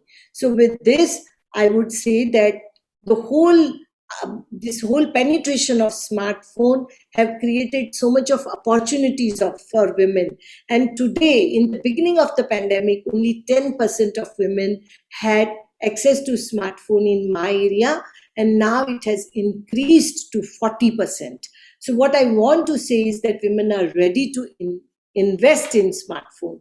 Women are ready to go for these digital platforms. And once they get that entry, nobody can stop that. And I do believe that globally also, this whole index of women-owned business is much, much below, which we can actually be very proud and take it upscale. But at the same time, I know India is also lagging behind. But I'm sure that if these women get an opportunity, then we can actually improve our index. And another thing which I would like, later on we can speak, that how do we measure all these things? How do we replicate? And these actually pilots which we are doing should become a macro system for the whole economy. So thanks, and I'll be glad to reply if you have any other question. But I would just like to say and briefly make a statement that time has come that globally, even either it is at a BRICS Bank, or it is at a G20, or it is at a G7, all where we have to talk about women entrepreneurship, we have to talk about capital for women, and we have to talk about digital knowledge for women. With this, over to you. Thank you, ma'am. The story of Malaysia is quite inspiring. So let's get back to Ruby. As an entrepreneur, have you met any difficulties or opportunities during this time, just like Malaysia, the similar situation with them? Yeah, as a woman entrepreneur, it's very typical situation that you met similar difficulties. For example, in the pandemic, I have an offline big school. All the school closed almost 1 year. So how can we survive almost 60 staff and their families financially over the pandemic. So this is my first question when I heard the pandemic, because at the very beginning, I know it's coming. We don't know it coming that long. So at the beginning, I really want to, lead the women group, because most of my staff are women entrepreneurs with me, because they join my team because of I'm a woman. I want to support my child with better education. So that's why I founded a very good daycare and the preschool in China, in Beijing. So since all of my staff are women, most of them, so as a group, we think how we can survive the pandemic. We began to think all the possibilities, but we realized that we have to go online. But as an offline school, it's so impossible to go online. Most of people have the stereotype, especially for the 0 to 6 years old, our target clients, our target group. But during the pandemic, I'm very sure that I need to be the role model instead of sitting back.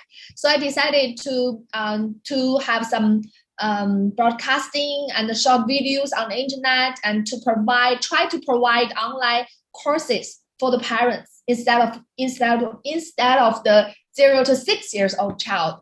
And at the beginning, as a group, we don't use to the online things. We almost interact with the children, and we all know it is our advantage. But when the crisis is coming, your advantage becomes your disadvantage, and you don't know where to find your advantage. At that time, my approach is to learning by doing. So as a woman, I think our advantages will be the adjustment abilities. For example, if I'm a girl, I'm single, I can get used to this kind of working environment. If I'm a mom, I'm with my baby, and I also want to get my career, I need to adjust really quick. I think that's an advantage of the women. So we learning by doing that until now. After 1 year after pandemic, we right now have over 200, anchors or the online teachers. But previously, we only have 60 offline teachers. If you ask me before the pandemic, I will never imagine that, because you always know the crisis is like a box to lock you in, but the crisis actually is a box for you to step on. And during this pandemic, I think I'm stronger psychologically, even though financially we have some bleeding, we have some problem, but for your head level, for your psychology level, you really get onto the box. The box is called the crisis. So it's very typical for the women to get similar crisis. Not only the bigger crisis like a pandemic, but smaller crisis like you're pregnant without expectations, or you suddenly have a family members, have some disease you need to handle with. So the crisis is not only big one you need to tackle, also the smaller one. So I think this is our nature, the women's nature, to overcome the no matter bigger crisis or smaller crisis. But what you need is to treat the crisis like a box you step on. Now the box you put yourself, locked in. This is what I'm, the difficulties I'm at, and what my attitude towards this crisis. Thank you, Ruby. And Mandy, you just heard of China's sharing about financial demands, mobile banking, something like that. So in Goldman Sachs, I know you as the program lead for Goldman Sachs 10,000 women in China. So what are the most challenging difficulties women-led business facing with, and how does your program help them? Thank you, Sam. And it's an utmost honor to join this amazing panel with amazing women entrepreneurs such as Chetna and Ruby, who's also a Goldman Sachs 10,000 Women graduate, to discuss what women need in this unprecedented time. And perhaps before I address your question, Sam, it might be helpful to take a step back and provide a 1 minute introduction of what Goldman Sachs 10,000 Women Program is. So we launched this program 13 years ago to support female entrepreneurs globally, and in China, in India, in Kenya, Brazil, South Africa, and so on. And today we've supported over 100,000 women globally. And in China, since 2008, so shortly after the financial crisis, 10,000 Women Program from Goldman Sachs has trained over 19,000 female entrepreneurs, such as Ruby, in China through business and management education program that will partner with the most world-class academic institutions such as Tsinghua University, and also providing access to finance, coaching, and mentorship across China, and particularly in Beijing, Hangzhou, Chengdu, and Kunming. And I work very closely with all these female entrepreneurs in China all over the country, and really seeing COVID-19 disrupted the world and really ushering the sharpest global recession in recent history, and obviously kind of really magnifying many of the challenges personally and also professionally that are rarely posing on female entrepreneurs in a normal day, but especially so in COVID-19. And as a matter of fact, we recently conducted another global survey amongst our 10,000 women graduates all over the world, as we wanted to see a year out from the start of COVID, how they're doing, and also to make sure we keep the focus on what women need at this critical time. And we've heard from over 1,000 female entrepreneurs all over the world, including a little bit closer to 300 in China. And we found that your question, Sam, nearly all of our program graduates has experienced some sort of difficulty running their business. And obviously the foremost challenge was financial, but also a close second one was related to the unique role of women as caregiver and responsibility for running family and business all together, just as Ruby has mentioned just now.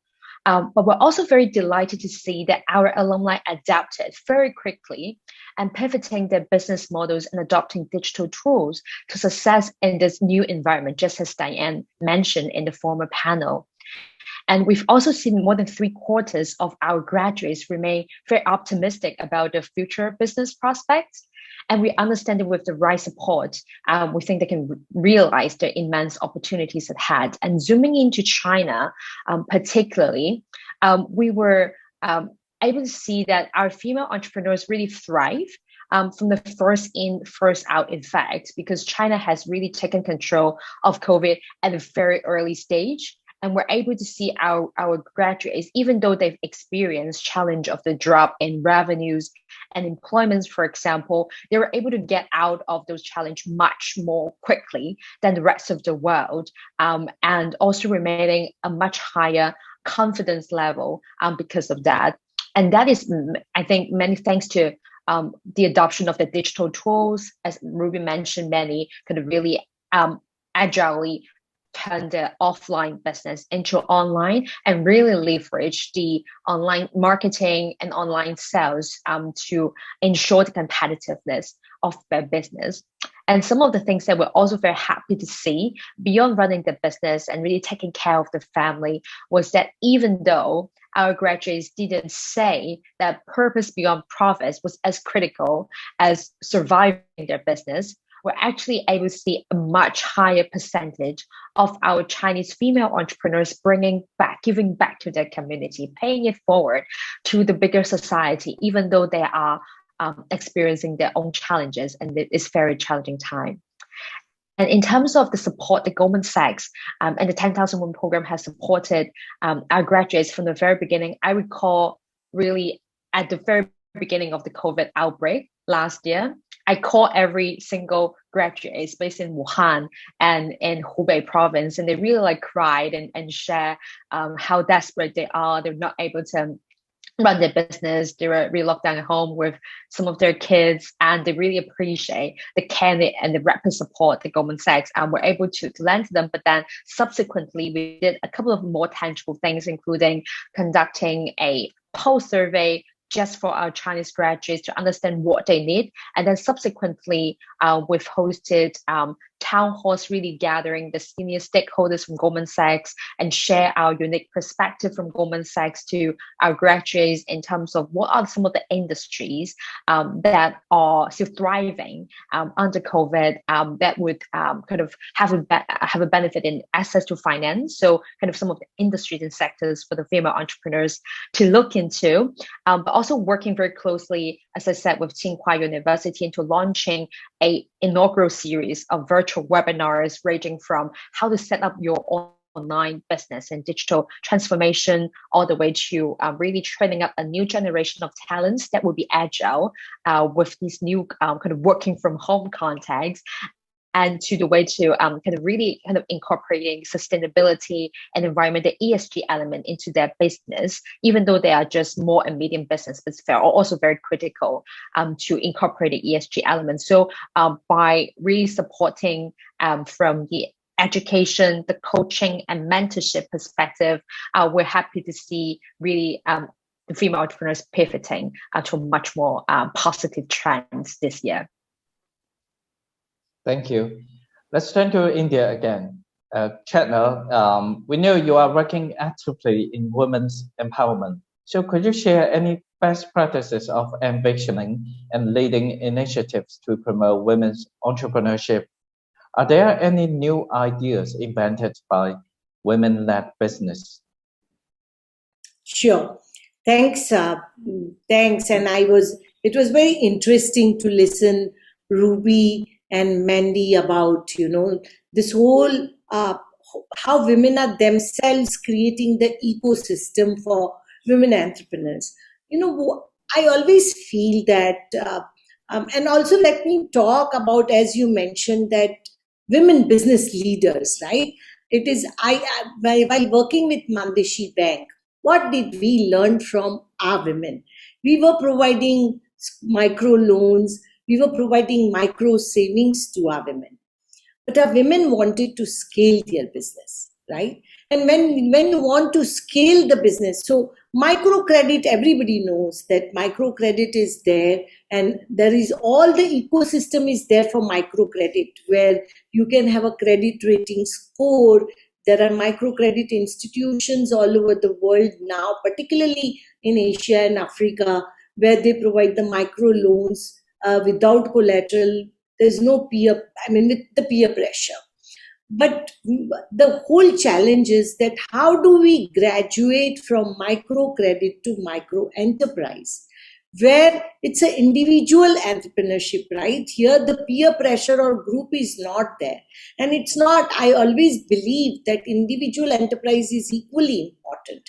Now, how do these women, how can the challenge one is that how would they get an access to capital? And in that sense, there are two ways of getting access to capital, right? One is debt and another is equity. Now, when you are in a very nascent stage of business, it is very difficult to set up the company, get the equity investors and all that.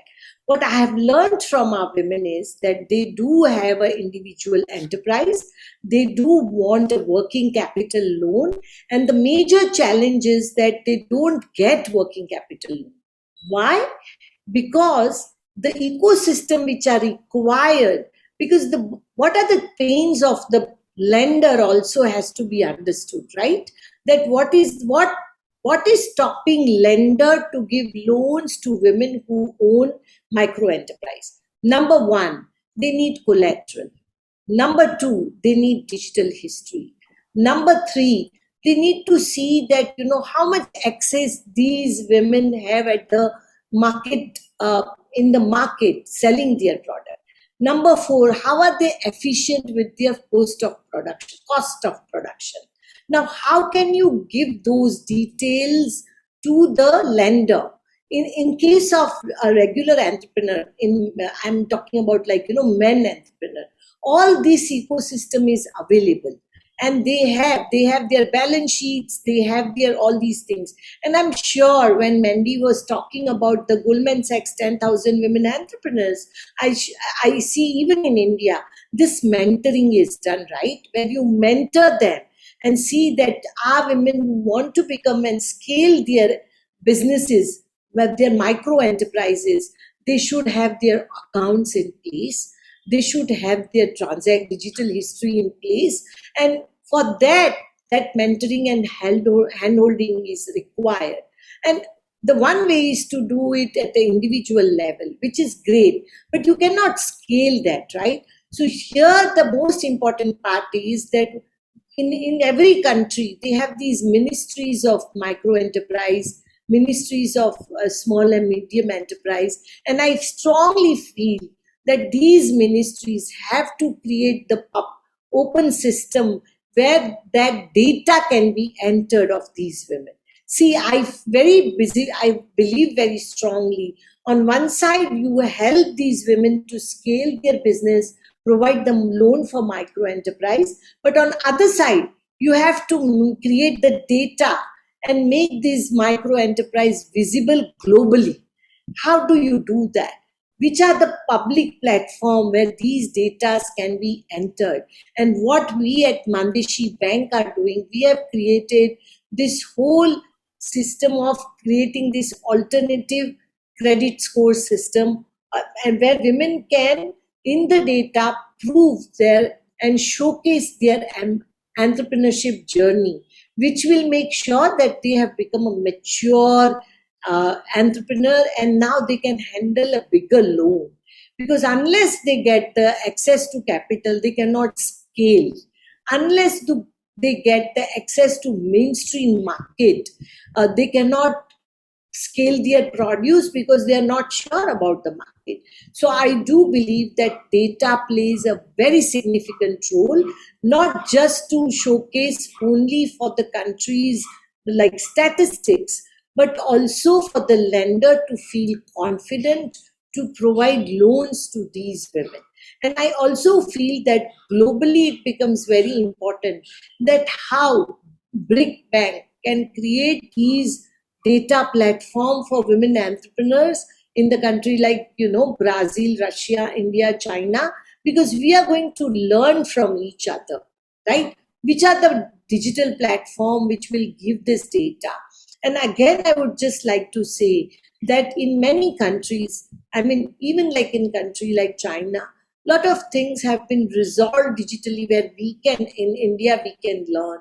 And from India, where women have been like a great business leaders, have represented themselves on the boards, and how they have become, because I also would like to add that it's not just setting up my enterprise and scaling it, but taking the role of leadership in the sector and say that, with me, as Goldman Sachs talks about the 10,000 women entrepreneurs, and when Ruby was mentioning, it's now the time has come that we actually encourage the women business leaders, have millions of women business leaders representing globally, and we can show that, countries should feel ashamed of themselves if their women business leaders do not have a space on boards, do not have a ownership of land, do not get an access to capital.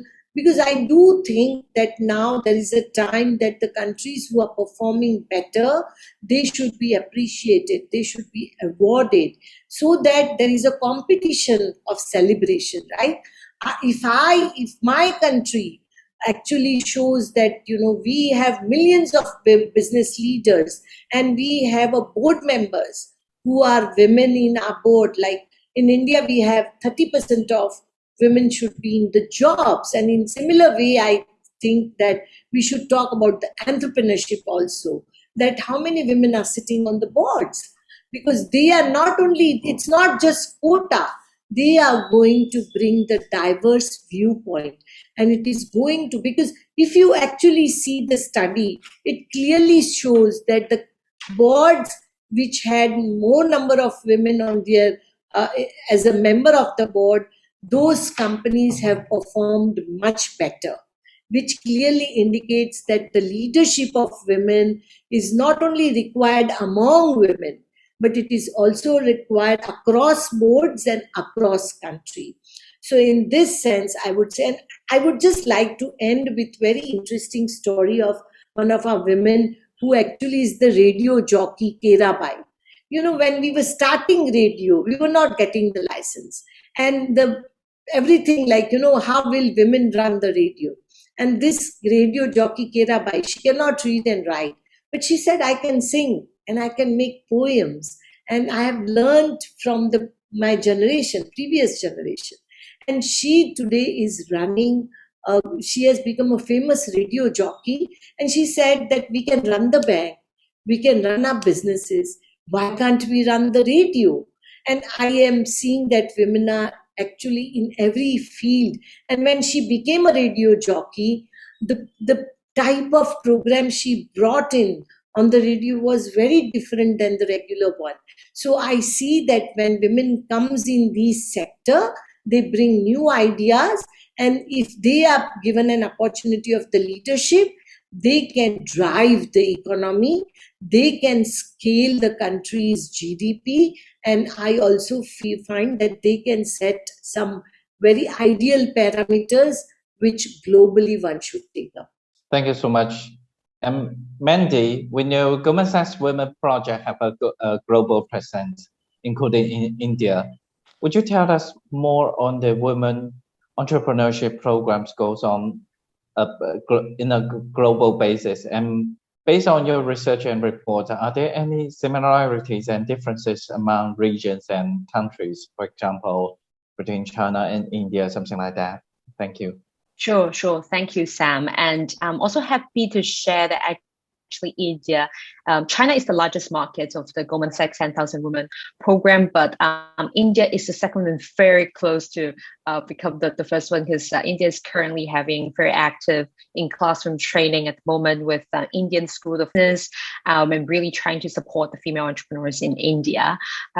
So we're definitely very active in markets like India. And I mentioned slightly about kind of our recent research and how our Chinese female graduates were thriving in some of the data. So happy to share a little bit more color if that's of interest. So for example, in the first in, first out effect, COVID-19, we're able to see, for example, 43% of our Chinese entrepreneurs reporting a decline in revenues and 40% decreasing the number of people they employ. And globally, we're seeing 60% of decline in revenues and 50% of decline in employment. So this just to say the Chinese entrepreneurs has reported a kind of a much faster kind of getting out of the pandemic in terms of economic impact, but also reported a higher confidence level than their global peers. So for example, we are seeing an 86%, really high percentage reporting from the Chinese entrepreneurs that they feel they're confident about the future business prospects, whereas the global level were 78%. And in terms of the digital adoption, which is a very important element of our finding, in response to COVID-19, we've seen really 75% of our Chinese alumni pivoted or changed their business models, which is 5% more than what we're seeing globally. And the strongest example was in the digital realm, where the adoption of digital tools increased by a global leading 15%. And if I could perhaps share examples of what we're seeing in the rest of the markets, for example, on the digital front. So in China, we're seeing kind of 91% of the entire digital adoption. And in the UK, it's 59%. And in Africa, it's 69%. And the US, it's 50%. In India, 78%, so a little bit higher. So just to give a taste of the landscape that we're seeing from our female entrepreneurs of the Goldman Sachs 10,000 Women program. And also very interestingly, on the purpose beyond profit, I think that is the most interesting one. So the way we survey our female entrepreneurs, we first ask about how importantly do you think it is to give back to your community before COVID and also during COVID. So the response of our Chinese communities is that only 58% reporting that it's important, versus globally, there's 78% saying it's very important to give back globally. However, when we ask what did you actually do to your community, we've seen 89% of our Chinese female entrepreneurs already giving back to their community by donation or supporting, mentoring more women in the community before COVID-19. And also 79% say they will continue to do so since the embark of COVID-19. So this is very interesting element, really proving that the Chinese female entrepreneurs here really, they are walking the walk, even though they're not talking the talk. And also very interestingly, we've also seen the Chinese entrepreneurs were more concerned with the state of the environment than their global peers, though they're less concerned with the impact of their business on the environment and the impact of the environment on business. And in our view, we think this discrepancy was really reflecting an increasing appetite for the ESG consideration, even though they have not been in the historical forms. Great, thank you. And Ruby, Mindy just talked about women's confidence in business. So in this tough time, Ruby, what are some of the characteristics of women leaders you believe to be valuable in the business community? I think the most important characteristic will be the learning from mistake abilities, because as a woman, we have so many identity. In the family, we are mother, wife. In the school, we are the founder. In the company, we are the CEO and the founder. So, the most, stereotype that the mom and the woman has to be perfect. You need to balance work and life, and you need to be strong as the man. This is all those perfection in your head. So I think for me, to raise up women's confidence is just to learn from the mistakes. Don't take the mistake as a result. Take the mistake as the process. For example, I made a mistake in a decision making of the company. For example, I met pandemic. I opened new school. I have some offline branch. It's a mistake, but we have to learn from it. If we take it as a result, we can now stand up and move on. So this is my own strategy to raise my confidence. So my confidence is built up by my mistakes. So I always have a mistake journal. So every time I made a mistake, I write it down, and I will focusing on how I can learn from it. And as a mom, I teach this to my little girl. She is a 3rd grader. As a child in this pandemic, in this competitive society, as a younger woman, as a girl, she also met some pressure, competition. She doesn't know how to handle with it.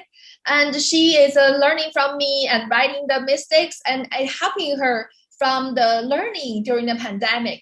So I think as a woman, we are so different with men. We don't need to be the same as men, but we have to figure out the special way, to be ourselves. And the special way is that we are much easier to reflect our mistakes than the man, and it's easier for us to adjust from the older mistake to a newer opportunity. So this is, I think, is the most important, valuable characteristic of women. And the second characteristic, I think, is just to be focused. For example, I love education. If education industry in that China met some difficulties and I give up, I move to another industry, the same thing will happen over and over again.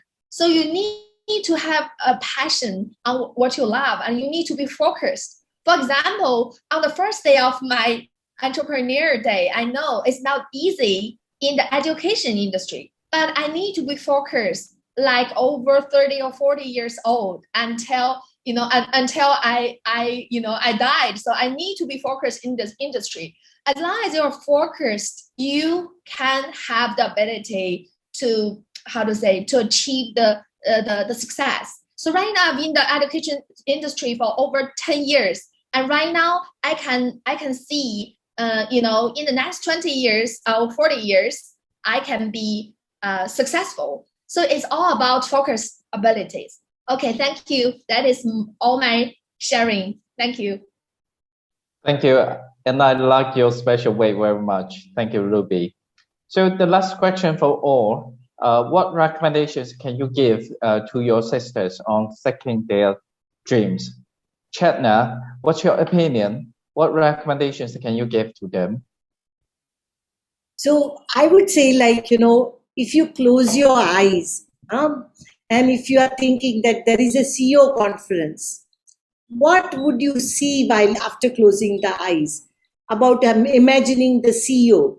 I know if you ask generally somebody, like, close your eyes, there is a CEO conference, what do you see? And many of would say that we would see like men in suit and boot and tie. All these CEOs are sitting, right? That would be the immediate reaction. I would say that now the time has come where not only, as my peer panelists mentioned, that walk the talk. And I would say in the last recommendation that Mandishi has decided that within 2 years, we will have a 500,000 CEOs, women CEOs, and be proud of that. Make ourselves proud, make our women proud, make our country proud, and make our world proud. That, we have to talk that these millions CEO by 25, why can't we have that? And so I would just say that everyone has to think in that way, that we will have millions women CEO and see how the world will be different. Great. Thank you so much, ma'am. Ruby, what's your take?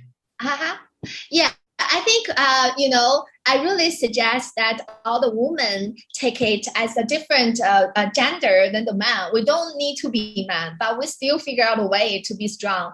Like what I said, you can learn from mistakes and you can focus on a single one industry and you will be successful. Thank you. And Mandy, what's your view? Thanks, Sam. I'll say 3 things.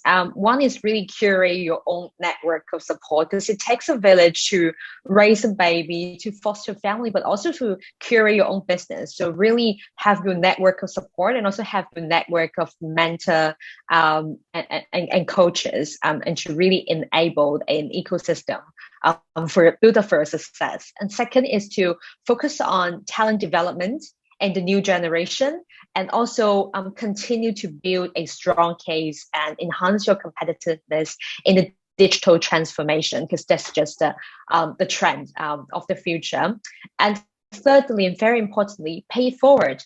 If you receive support from your family, from your business, from your employees, from the community, pay it forward and bring it back, and to support and enable more women, which will ultimately build up a better ecosystem, a better society for the future. And these are all the things that Goldman Sachs 10,000 Women really believes in, and working hard to kind of play a part into supporting that ecosystem. So we believe by joining forces, we will bring a brighter future to the female entrepreneurs in China, but also more broadly globally. Great. Thank you so much, Chetna from India, Ruby and Mandy, for joining us today. And okay, we're coming to the last show. Let's welcome Sabina and Froba from Cameroon, co-founder and president of Africa Tech Hub, computer engineer and tech woman fellow. Sabrina, the floor is yours. I know it's quite early for your time.